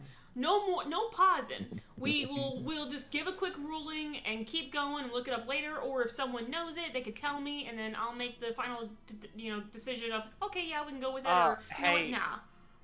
What's up? Hey, Kat. So the rule is that I get all the nat 20s all the time, and I never ever roll anything else. That's like it says it on D&D page 151. It says Faith gets to roll nat 20s all the time, no exceptions except exceptions. Anyone in Australia named Faith. Yeah. Specifically. Okay. It's weird that wizards do that. But... Which source book does it say that in? It says it in the 3 main ones. Hang on, I've got them here. It says it in the Dungeon Master's Guide, the Player's Handbook, and it even says it in the Monster's Manual, just in case you forgot. Wow. I have 3 different books and wrote the line in and underlined it and puts stars around it. See? I more she was gonna say your mother. It's got like sparkles around it. You know those emoji sparkles. It's just Faith gets nat 20s. Which page? Which page? Page 151. 151. Okay, let's Yeah. see. Oh In my all God, three no, books. this is actually In looking- all three of them, I promise you. If you don't see it, you just have an older version. Oh, okay. Yeah. Well, I'll be damned. There it is. I'll be damned. Well, motherfucker, if I ain't, It says it right if I there. ain't, It says it right In that there. very teeny tiny blip that I can't read. Right there. It says Faith Yeah. gets 20s all the time. Yeah. yeah, right underneath the apparatus of Qualish, yeah. 151. Right there. Yeah, see? So, sorry, Kat, I just win D&D. You just win D&D. I win D&D. I didn't know that. I never really took a look at right under the apparatus of quality. You know, it's okay. A lot of people tend to miss it, you know. But thankfully, you have someone who's amazing and smart and rolls nat 20s all the time. Yeah, thankfully we have an Australian named Faith. So yeah, that's what I'm saying. So just get me to do all your rolls for you. Oh, shit. Yo, Faith, can you make all my attack rolls so that I can do max damage? Yeah, absolutely. I'll. You know what? We'll make this even better. I will play the games for you. You don't have to play. I just yeah. This will Fuck yeah. You know how we were saying that this is going to be story time with Kat. Well, now it's story time with Kat and Faith. So you can rest easy knowing that we will just simply win. Story time with Kat featuring Faith. Yeah. Okay. There's so much more here, so I'm just gonna quickly go through a few more highlights here. Meta knowledge. I will allow it because I know we're all here to have fun. However, I will say that when it comes to like certain things, like I would say that you, the player, knows this, but your character can't. Like, doesn't mean your character knows it. Does that make sense? Yeah. Would everyone be okay with that? Because I know meta knowledge, like everyone's not. Personally never been able to separate my character from me because I'm super smart and my character's super dumb. You're telling me Mukatsu doesn't know what's going on exactly and why at all times? I think I'm out. That's a not selling point. Alright, I guess that's the end. We didn't even start the campaign. That's it. Alright, bye everyone. See ya. No. Yeah, Mukatsu's dead. Yeah. Oh shit. Oh yeah, so speaking about metagaming, I know everyone's secrets all the time, 24/7. Thank you. Well, yeah, that was in the rule that we just talked about. Yeah. Yeah, so if you hide something from me, no you can't, because I win the roll. I coughed. You can't even. Bless I was like, I got my camera on. You can't As even. I know. As soon as I said it, I looked down. I was like, "Wait, he coughed. He didn't sneeze." You had that information But I that was swear actually it a sounds sneeze. like a sneeze every time. But yeah. So again, as I said, certain meta knowledge is okay. I feel like it's okay for players to know things out of game, but that doesn't mean necessarily that their characters would know. Like a really good question here that's brought up is just because the wizard player knows the rogue rolled low for his check for traps, would it make sense for the wizard character to insist that he checked as well? Not really. No. I mean, I feel unless the character. Might as well. But say, unless the character played it off like, man, I really don't feel comfortable with this. I don't trust you. That's fine. If your character, if you're playing a wizard and the wizard's a douche, and he's like, I don't trust you, rogue, and you're fucking stupid shit. I don't trust you. Yeah, exactly. Now, like, again, if the character themselves are like, like, give a character reason as to why they would want to come behind that other character and be like, hey, I want to do that check too. So, I'm cool with that. That's fine. I'm going to keep it real with you. I fucked that up real bad. I have no idea what I'm doing. Somebody should check my work because I Have you ever heard of spell check? Oh my god. you're Help. telling me I fucked up my roll. Faith, roll for me. Twig, Twig, come take a look at this. It's fucked up because Twig's the one who's not the druid, and they're both T names. Oh my god. That's gonna fuck me up all the Twig is actually a distant, very distant Hey, cousin what- of Stick. See, yeah. what ended up happening was when Twig was born, you know how kobolds name other kobolds. It's this sound that they first hear after giving birth. That's why half the kobolds are just named Squirt. No, What? Oh no. So what happened was I was born. First splat. I was born into a druid family, and my mum stood on a twig when I plopped down. So I got named Twig, but I didn't want to be a druid, so I got kidnapped by aliens. Oh god damn it. No, that's Wait, an obvious lie, because she was standing giving birth. Nah, Wait. man. You, Everyone didn't knows want to that. be a druid, so you got kidnapped? Is that what I'm hearing? Yeah. Yep. You're right. Everyone knows it's a lie because kobolds lay eggs. Actually. This So is wouldn't new information. most kobold names be Crunch then? Oh, Maybe. Crunch time. type. But, I mean, it depends. It depends. If the mum doesn't hear the crunch, they're just going to come back after doing an activity and be like, "Oh, your name's Oven now." Your name is 5 a.m. alarm. Your name is Samsung notification sound too.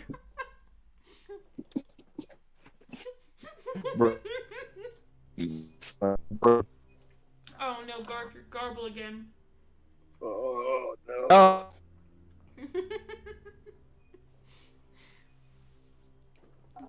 Poor Garf. Oh no, my phone. Really picks and chooses when it wants to work. Yeah, it's true. Okay, so we're gonna go on to the next section here, which is, it's simply titled The DM, and there's like 4 bullet points in here. But I'm only gonna do a couple of these. For instance, the player absences.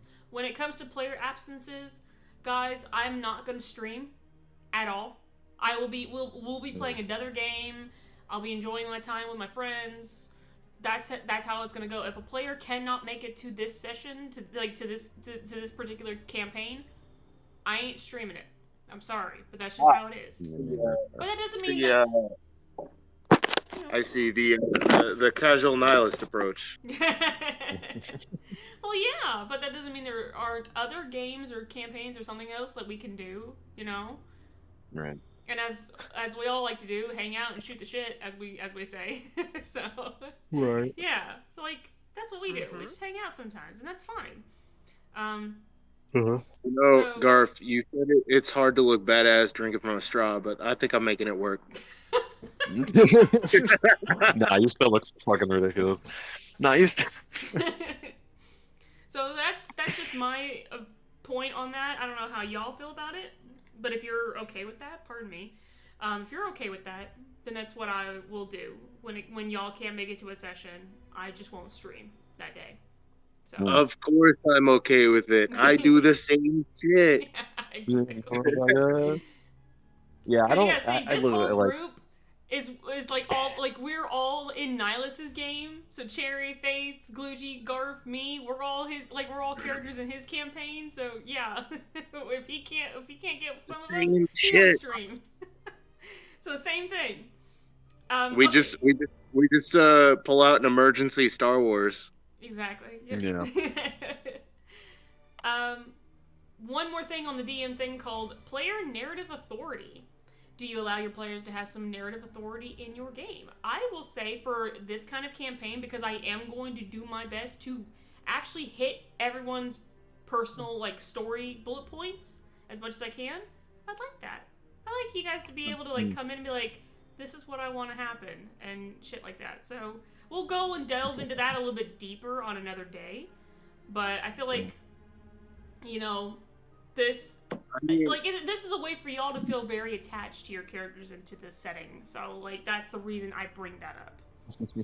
I mean, like as you enter- stated, you know, we got the WA expansion. Nice. That is true. Yeah. The WA story campaign. DLC, yeah. Yeah, that's true, because I did so much research into Wa and Karator and everything for him that he's just like, hey, so DLC when? Yeah. When's the WA fucking story campaign dropping? The Waddle In the Pass. very far future. Yeah, that's the DLC at the end of the campaign. We go to WA. Hell yeah. It's not who, it's not when, not where, but why. We go to WA and it all culminates into Mukatsu doing harakiri. Yep. Lieutenant Dan, I think we're in Wa. For those who don't know, harakiri is ritual suicide. Oh no. We're like, wow, he took this really seriously. So the next topic, like main topic, is ethic concerns and topics is what it's really literally called. Goes over the preface, gender, attraction, and sexual orientations. The hard R and A's and S things. We're just gonna say all that, all those hard R's and A's. Or S's. So we'll just say that those will be brought up extremely sparingly. As in, like, oh, one session, it will be, because it's about a major thing. So... Nothing but ERP, baby. This has something to do with my character. I will say yes for one major arc, and then yes for Garf on another major arc. But otherwise, yeah, for the two of you, mostly. Yeah, that's about it. Now, as for the other three, luckily no. Although one kind of sorta, but it's mostly just because that's how Arc 1 it gives you that impression, but it doesn't outright state it, if that makes any sense. So, and the reason I say with one player maybe, because it will have something to do with said player, because they'll be somewhat involved, but not 100%. I'm not going to say names, because I want to keep it as a surprise. So, but there you go. What the absolute fuck is going on over there? I was wondering that too. So that's just me going through that whole thing real fast, very sparingly, because I don't like to discuss that entirely, but a couple of those things may come up. One definitely in the first nightmare, and one for another player in another nightmare, and maybe this is very, very, very, what's the word I'm looking for? A big maybe for one of these for another player in another nightmare. So possibility. Yeah, very big possibility. Not sure if it will, but maybe, maybe not. I take offense to that. No. Now for character creation. This is funny because we already have our characters. We've already made the characters. That was the first thing I made sure everyone... The one rule that I gave everyone was that you cannot be the same class. Everyone had to pick a different class. The reason I said that was because Nihilus includes you both are monks in another campaign. Nothing but monks. Granted, they're both two different, like, they follow two different subclasses, which is cool, but I'm also like, no, I love you guys, but I can't do this. And then Prosta was about to be one, and was like, I know! And then Prostia was gonna be one, and I was like, Prostia, we have two monks. He goes, oh, okay, I'll be a paladin. I was like, Yeah, well, to be fair, my character is just a monk, because I was the monk first. Being a monk has almost nothing to do with her character. I'm about to say, yeah, she's more of a. She's I'm like not a gonna lie. I was gonna diplomat. say tax collector, but you're not even that. No. I mean, You're Urk is less of a monk and just an asshole. who kills people. We got the IRS, we got the IRS sage, and we got the death and taxes bird. Yeah, death and taxes. Yeah. Death and taxes are that's pretty much. I mean, You get paired off on a tag team. Urk's whole thing is literally. I mean, he's a monk of the long death, so his whole thing is literally just death. Yep, the way of the long death. The only other thing from that list, by the way, I'll bring up is alignment. I know that everyone doesn't really care 110% about the alignment system. That's perfectly fine. That doesn't mean that your characters will follow that alignment system. You can just simply pick one if you feel like it would kind of represent your character a little bit, and maybe it'll work out. I don't know. But you can just mostly use the alignment system as a backdrop. I'm not going to say, hey, if you do this thing, your alignment completely changes. Granted, that kind of would work, but not. I'm not going to do that because I feel like the something way. fucked up or whatever, accordingly. Oh no, yeah. Like if you're like a lawful good character and you just end up murdering dozens of folks, yeah, you're gonna become lawful evil. My alignment is chaotic honorable. That's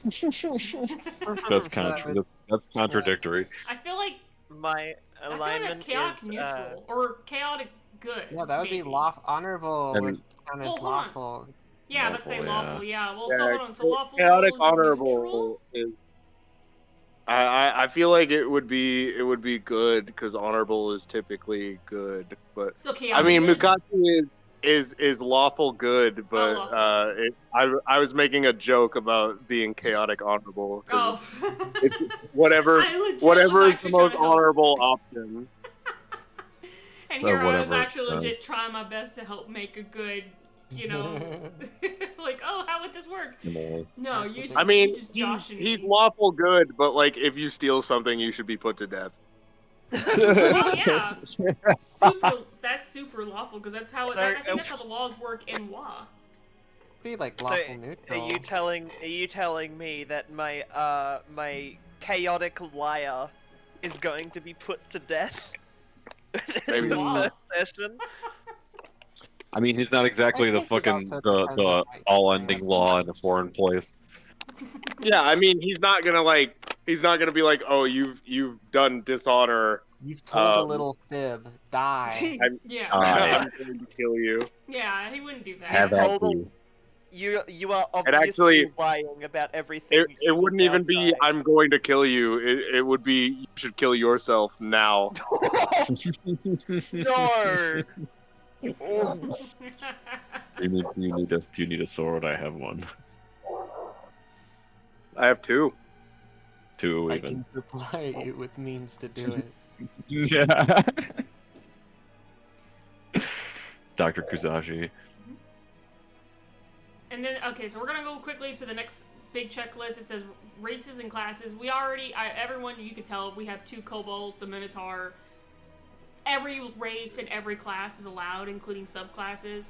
Heck, there's an NPC that actually is a blood hunter from one of Matt Mercer's games. So we have, Nice. everything's allowed. Because, I mean, I feel like everyone would have, a certain ability from certain walks of life. So yeah, I would say that every class and race is allowed because, I mean, come on, guys. We're living in a fantasy world, god dang it. So I just went through that real fast. There's, 3 other things on here besides that, and I'm like, actually 2 other things besides those other 2 that I just named, which is races and classes. I'm not gonna read those because those basically, there's no point. So I'm fine. I had the entire access of every class and every race, and I went human fighter.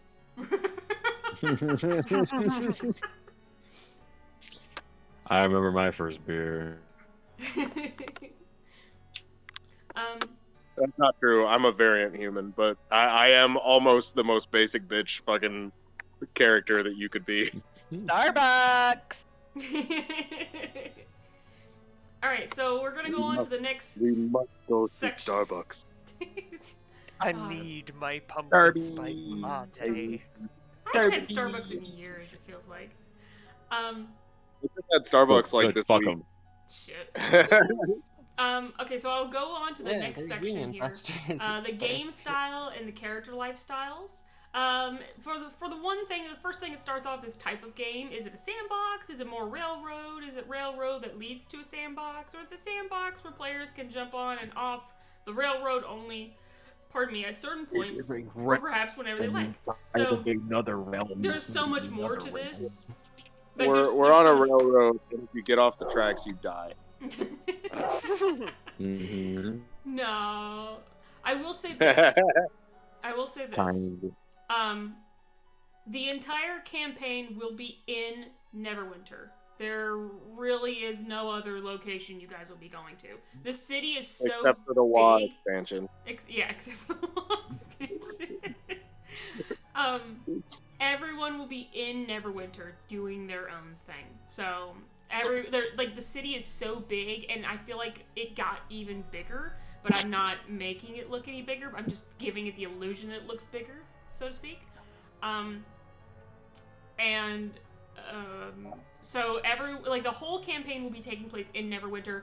No one's going outside of it. There's nothing else happening on the outside. Everything is just condensed into this city. The city is going to be so big. There's going to be so many walkways and alleyways and streets. There's so much happening in the city that is the main sandbox, is this city. When it comes to, like, the railroading I feel like I will only do if you guys try so many different things and none of them have, like, work and they all lead to the same thing you guys have to mainly investigate. Does that make sense? So, like, if you're trying to, like, go If you're to... like diverting to like Yeah, like, if you try to accidentally divert to way so too hard. many... I will say this, if you try to divert to so many different locations to try and, like, solve something or figure something out or do whatever, I'm like, y'all, you have to go... and then if it gets to a point where it's, like, so bad, I'm like, guys, you have to go here. But I highly doubt it'll get like that. I'll do it as narratively as possible, Such a threat is entirely incorrect. But yeah, like I mean, I want to keep this. Like it is all going to be condensed to the city, sure. But the city is, like, again, as I said, so big. There is going to be a lot happening.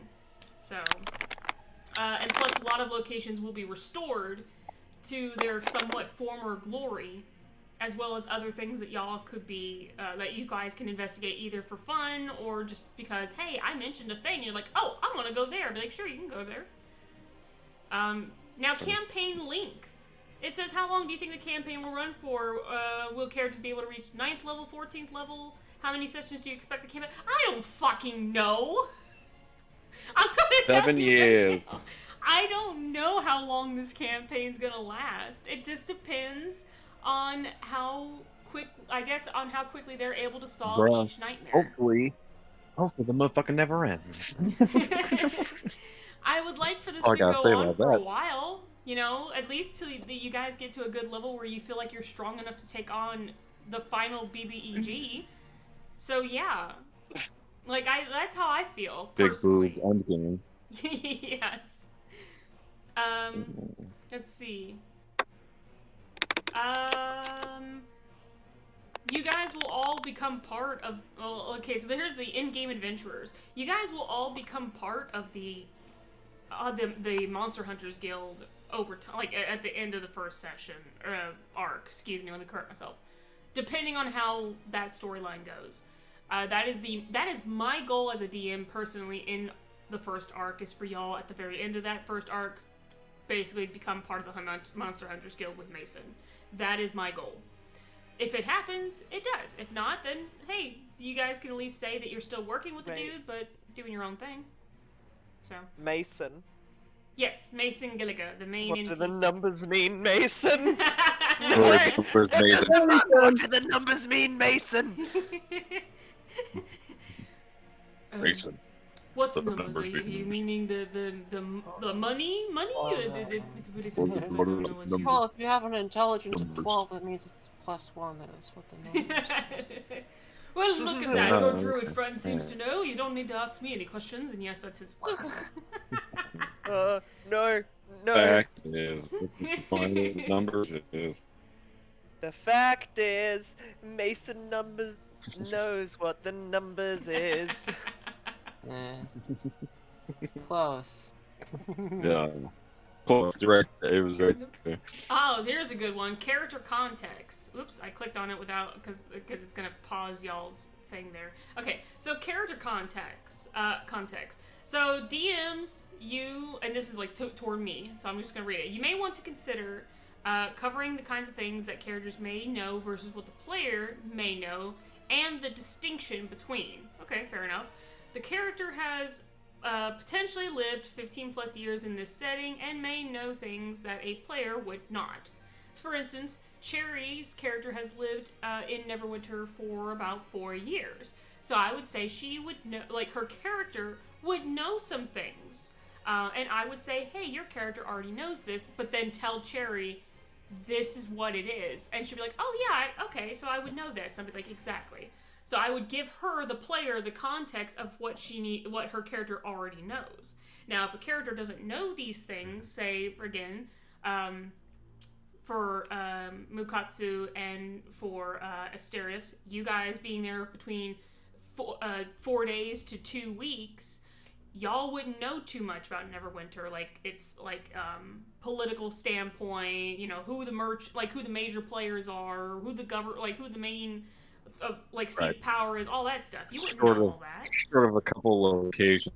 Yeah. Doing no shit. No. Yeah, exactly. So you wouldn't know all that information, but Cherry Right. would know a little bit, and you guys would either have to ask an NPC or another player who might know this information, or something else, or just, you know, whatever, or maybe even try to figure it out through your own intelligence. I guess I'm just saying that that's one way you guys can do that.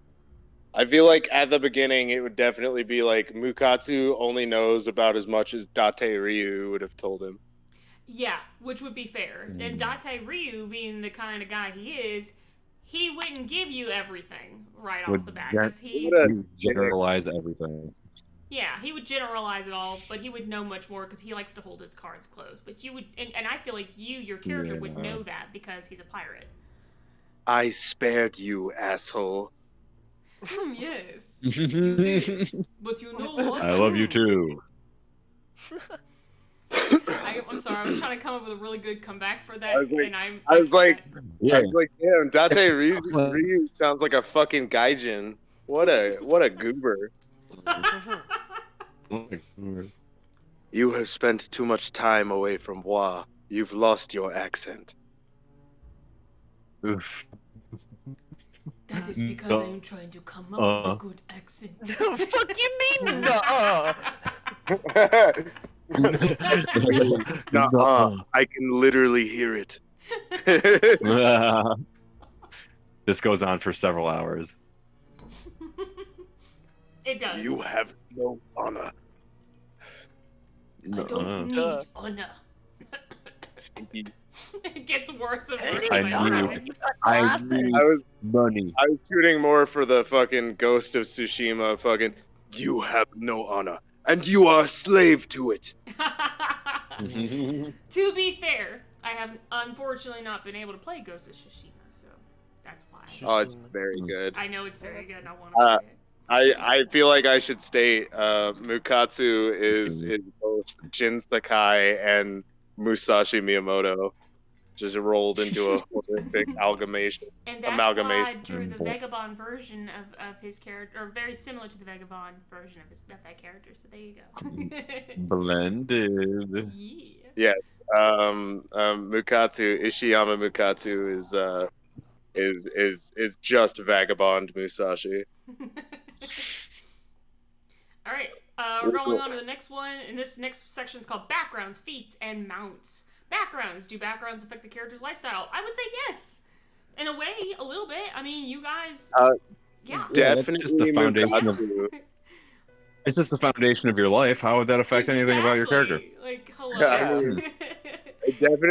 Definitely Mukatsu with the far traveler feat, or the far traveler background, where it does specifically state like nobles are very particularly interested in your culture. Yeah, exactly. So that is why I'm like backgrounds are very important. Now next one is, pardon me. The next one is feats. Do feats like the actor feat affect backgrounds and the character's lifestyle? Do I allow limited amounts of feats? Do I limit any feats? Do I allow feats? If I allow feats, do I want final approval? No, you guys tell me. Like, I'll allow all the feats and all the manuals because I'm like, guys, we're playing a game. Y'all get to build your character the way you want. I was gonna say, I sure hope so, because Yeah. Bukatsu is gonna be like 90% feats instead of the ability score improvement. Yeah, because I know that that's how you want to build your character. Also, it does bring up one. It says, do you restrict or allow the lucky feat? Now that is a question. I knew it! I knew it would bring up the lucky feat! What the very last What the question fuck in is the lucky feat? I can't remember what the lucky feat is, but I know it's something very essentially, good. So essentially, from what I remember, it essentially allows you to re-roll rolls that you fail. Yeah. That one, You know what you this can now sounds like to re-roll me? it like twice a day, I'm pretty sure. You know what this sounds like to me? You what have the lucky feat inexplicable sounds like? luck that just seems to kick in at just the right moment. Mm-hmm. You have 3 luck points. Whenever you make an attack roll, Yeah, an ability 3 check, or saving throw, you can spend 1 luck point to roll an additional d20. You can choose to spend one of your luck points after you roll the die, but before the outcome is determined. You choose which of the d20s is used for the attack, ability, or saving throw. You can also spend 1 luck point when an attack roll is made against you. Roll a d20 and then choose whether the attack uses the attacker's roll or yours. Wow! Yeah! You want to know what that to sounds like? Sorry? No, I was about to say, you want to know what that sound like? What the lucky feat sounds like to me? It sounds like like the divination wizards. It sounds like some bullshit is what it sounds like. No, the reason I'm bringing this up is because here's what because this is what happened in the I love bringing up this campaign because it was a really good campaign and I enjoyed it. The Legends of Adventurous Curse of Strahdanya campaign, one of the players was a divination wizard, and at the very beginning of every quote-unquote day in-game, he got to roll 2 dice, 2 d20s, and whatever those rolls were, he could use them throughout the day. And lately, Alert the Chantry. Oh, hey, someone They need to followed. put Thank this you for on the follow. calendar. So someone actually, like, the player had 2 very low rolls, and then the DM's like, oh, they rolled a nat 20, and the player went, no, they didn't, and used one of his divination wizard spell. Yeah, that's the entirety of the divination wizard and the lucky feat is just nuh-uh, the feat. Yeah. I cast no. Okay. All right, children of the divination school. Today we'll be learning the first and only spell you need in your adventures. Nuh-uh. What's nuh-uh? Nuh-uh. With that said, then though, I will restrict just the lucky feat. Yeah, come in. Let's hear the restrictions on the lucky feat because I wasn't gonna pick it, but now I'm curious as to what the restrictions are. I'm just saying that no one can pick it. Oh, However, it's not allowed. Okay. Yeah, it's basically not allowed. However, because this is what happened in the Legend of Adventurous game as well, the same divination wizard later on in the campaign did find something that basically, essentially, kind of, sort of gave him the lucky feat without it actually being that. It was similar, though. He couldn't use it on enemy attacks. He could use it on his own abilities. So basically, it was that was the length of the restriction. He couldn't use the lucky feat on enemies, like their attack rolls against him. He could only use it on their own abilities. Skill checks and shit. Sorry, I'm gonna have to leave this campaign because my entire player build was built around Bukatsu being lucky. Yeah. His whole early life, he has been unlucky as balls, but now all of a sudden. But now.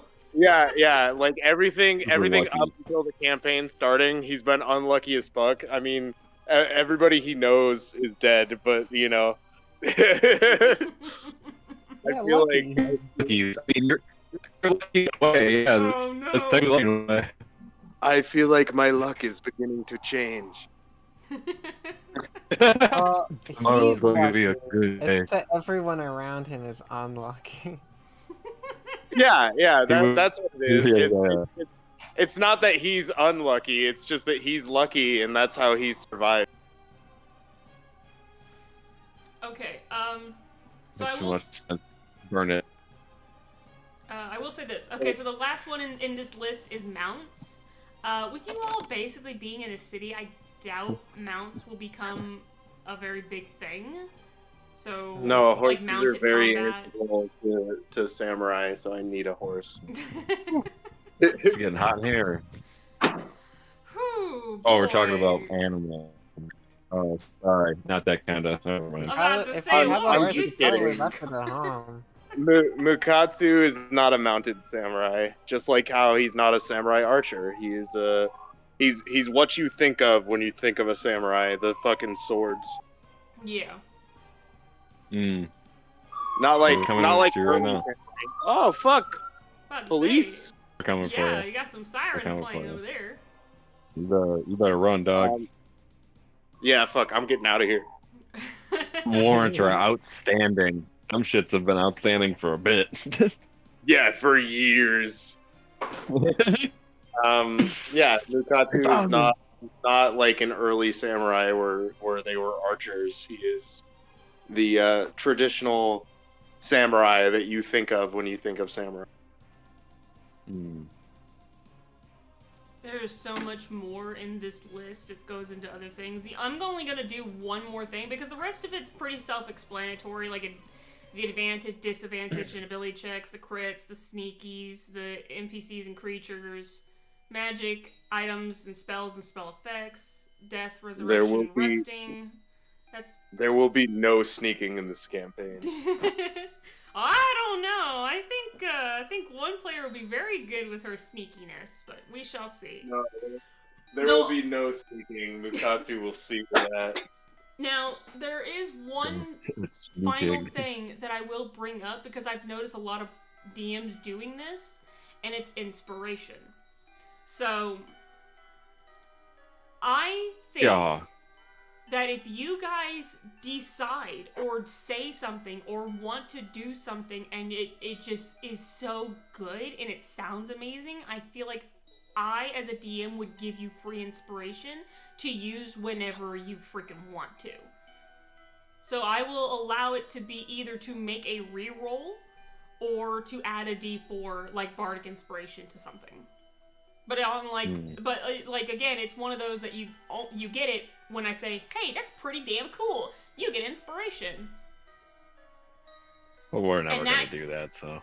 Yeah. So, and then the thing is like,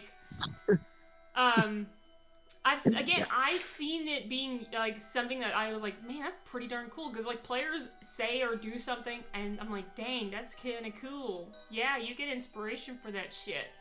So I, again, feel like that'd be great for y'all to do something with that. And, oh, this is cool. If a player somehow has a pool of inspiration tokens, can a player use and or spend more than one of those on a single roll? You know what? This is, again, really good because unfortunately, I don't know how the Curse of Strahdanya version worked, but they had Twists of Fate, which I think it was something that only the viewers could give the players. So I'll say this. Y'all can have inspiration, so that if you make a bad roll, I will allow you to use an inspiration, DM given inspiration, to re-roll a bad roll. And you guys can stack those. Like you can gain more than one inspiration. Does that make any sense? So basically, you can have a certain amount of inspiration tokens. We'll call it that. So every player will have a certain amount of inspiration tokens, and if you make a really bad roll on a very important check that you feel like really deserves to be a good check, boom, you can spend a token. Then back to the. I mean, but basically Faith doesn't have to do it because she just wins anyway, so that's what I worry about I have for her. It really, like I said though, it really just depends, and it all also if you guys are able to gain that inspiration via whatever the hell you guys do to make it seem cool. So I don't know if you guys are cool with that. What do you guys think? Does that seem like okay? Okay, so time out. If you get like inspiration for like a D6 or some shit, you should probably only get one of those at a time. Like if you're like rolling, like you can get more than one of them to use, I suppose, but like if you're rolling and you want to add something to it, it's like having like 3 of those is kind of like, I don't know, like it's a little much. Garf, I got half of Yeah. that. I got half of that. It's not your fault. It's your internet's fault. I hate every time I like have a fucking rambling sentence. But it's a It good, happens. I got half of it and it was good. I just couldn't understand the other half, unfortunately. And it's not your Like, fault. it's It's just your like- internet's fault. It's like a tangent fucking graph. It's just fucking pain. But you know, I was saying like, I mean, stocking them up makes sense, I suppose. But like, if you're rolling like a fucking D6 or something superfluously to add something on top of whatever, like Right. doing more than one of those at once is kind of, geez, kind of sort of. You know what I'm saying? Like you Yeah. could stack them. Like don't like you could own more than one of them, but like using more than one of them at a time is kind of like a little extra. Yeah. And see, this is a good. That's good that you bring that up because here It's, it it's, says. it's a bardic inspiration, practically speaking. You know what I'm saying? Like it makes sense. Yeah, because like that was another thing too. It's like spending inspiration. How do they spend? How does the player spend it? Does inspiration and bardic inspiration provide some sort of super inspiration? No, those are 2 separate things. I will say that now. Separate inspiration and bardic inspiration are 2 separate things. So. Yeah. Yeah. I will say when it comes to tracking that inspiration, I won't give a special die. I'll just give you guys a special token, and it will be one that stays with your characters.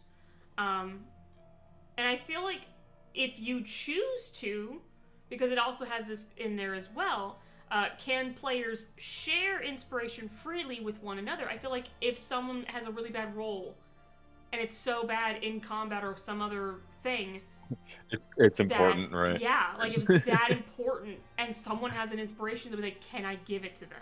And I say, you know what? Yes. Because I want you guys to make that decisions between yourselves, you know, amongst yourselves. I've got an inspiration. This player needs it. I'll give it up. I don't care. Because this is a very important role. And that basically gives them a free reroll. So I feel like that would be, Or maybe like a character you could fucking explain for like a way to be like, yeah, that's how I help them with Yeah. whatever the fuck they're doing, or like to give them some fucking speech or some bullshit. I don't know. yeah, It's not to say you have to do yeah, that. that's really Not to say you good. have to do that, but that's not the worst idea in the world. I'm about to say, no, that's a really good idea, actually. That's really good that you bring that up. So that way, if a player wants to help another player with their inspiration and give them, basically, essentially giving that player that other one's inspiration, yeah, you can give a really good in-game character reason as to why you're helping that other player do that thing. I'm just via an saying, no, inspiration that's kind of fucking similar in general, just Yeah. a help action, honestly. Yeah, exactly. And help actions are free, baby. Yeah. So, Yeah. at least for me, I like to think that they're free. Yeah, if It's you like, just like talking I gotta is a spend free an action to help so you. there you go. So if are you guys cool with that, with inspiration, and stuff? Yeah. Yeah. How about you, Faith? good. Are y'all cool with that? Because it's basically like y'all gaining a free roll if you guys have a bad roll. You know, that's Yaha. basically what that's for. Okay. Yeah, I'm all good with it. All right. I I will take Cherry's silence as a yes. Is Cherry One doing of the it. EPPPs? I think Cherry's doing the EPPPs. That's totally one of fine. the six. We're actually about to be. We're like that was like the last thing I wanted to discuss because like the only other thing I would discuss is death, resurrection, and resting. I mean, resting's self-explanatory. I'm not even going to describe what that is. There's no point.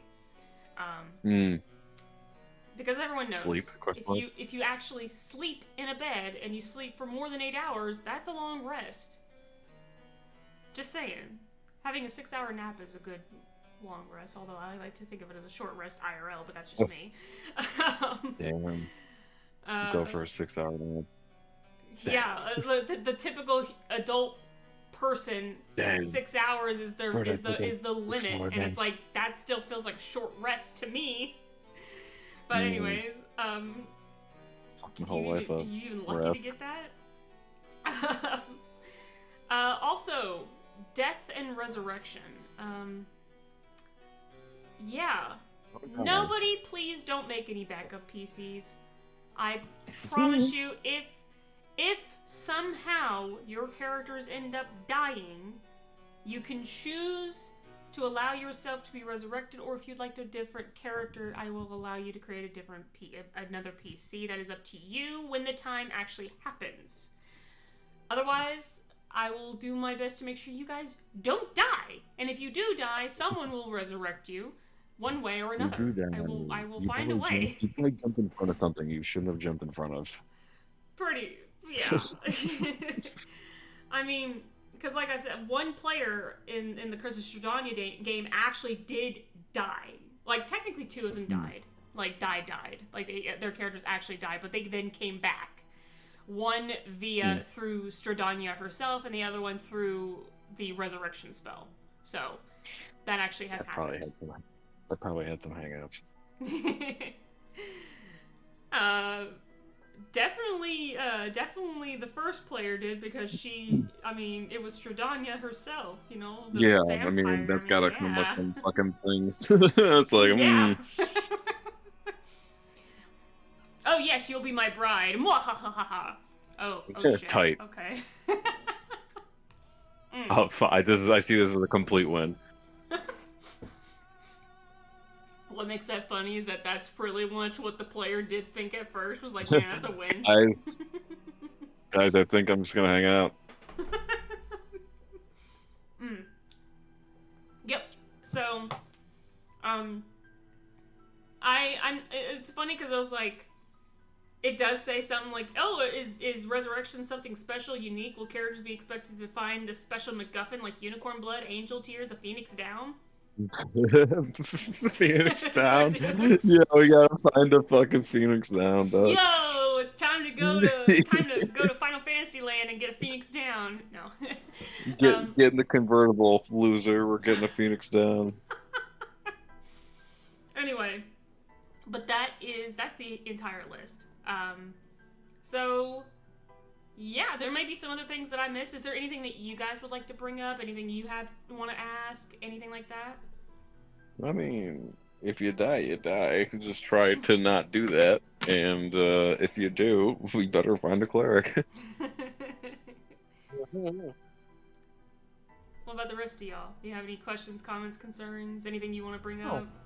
No? Negatory. Wow, so we seem to be okay then on this. Awesome. Wow. There's actually a little... I feel like I did more rambling than anything, but I'm hoping that this was as smooth as possible. The eyes take it. Oh shit, I gotta go again. I gotta take That's... a bone. Poo-poo, blah, blah, blah.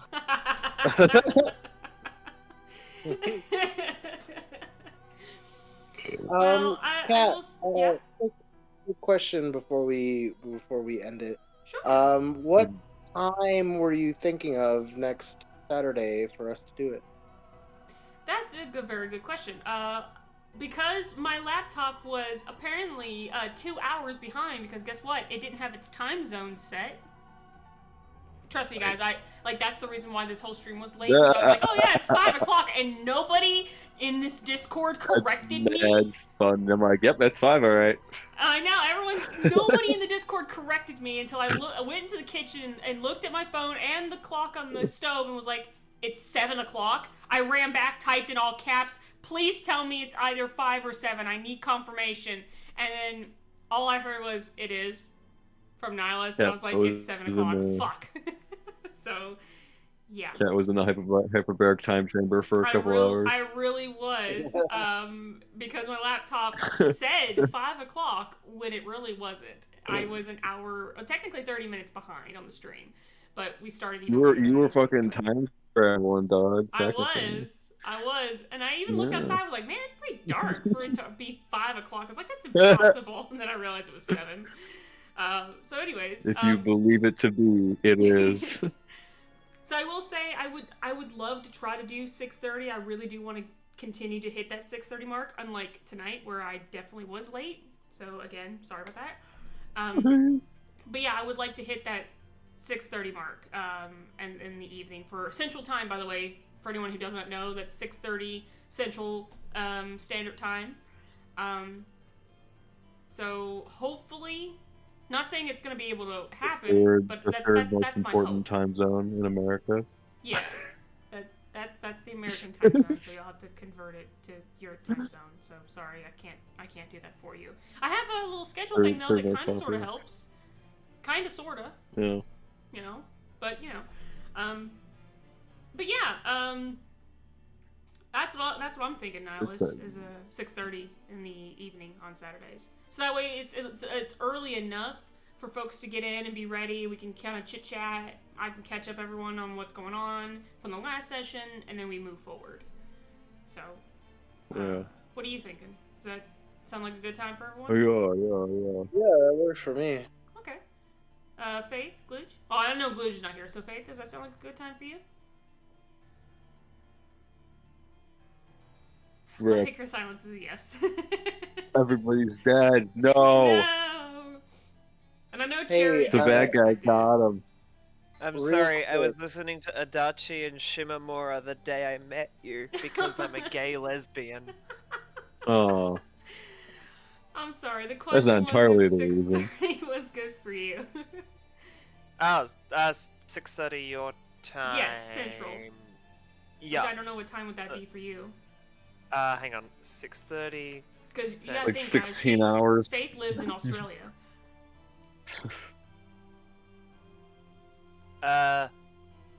Let's do that. Yeah, that one. 6:30.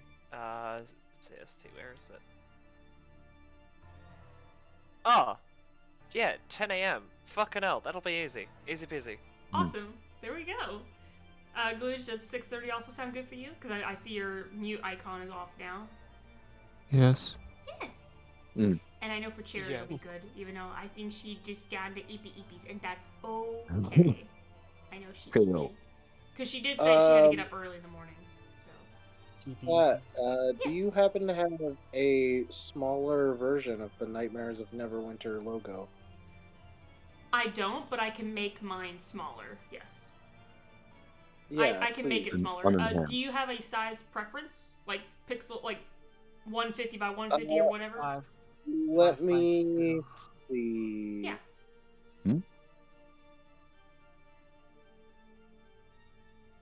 800 pixels wide by 320 pixels tall is the maximum. So 800 by 320. Gotcha. I can make it that big. Yeah. All right. So I'm going to go ahead and come over here to my Streamlabs real quick. So, hi everybody. I'm so the chat was going on and I just was unable to read it. I am so Whoops. sorry. Hey. But that's because I was focused on trying to read the thing and stuff, so I apologize to all those who were in chat Wait, talking to me. streaming is hard? Wait a It second. is. It's been a long time since I've Wait a done it. goddamn. So, yeah. Wait a goddamn minute. Yeah. Anyway, we're gonna go ahead and hit off the ending soon. There. So thank you guys so much for joining us. We greatly appreciate it. And yeah, we're gonna hopefully be able to stream the actual first session next weekend. So come and join us then while we all, do stuff and things and have fun and stuff. And I don't know. I'm trying my best to. Try not to die and get super scared. Yeah, time to get spooked. You're Ooh. spooky. Be prepared. Your anus be prepared. You're in for a scare. Oh, yes.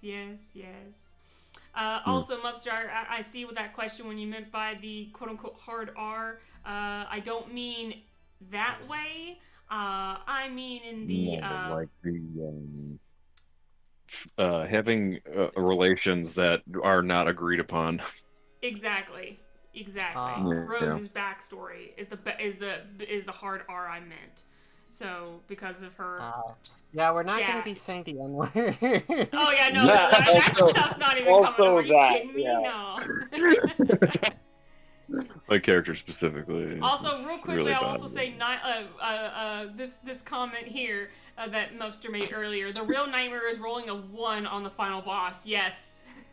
All right. Nah, but I have the luck seat, so I'm good. Oh my fucking. I Okay, got no. lucky. So Y'all and your fucking lucky feats. Okay. But yeah, that's it. So thank you guys so much very much for joining.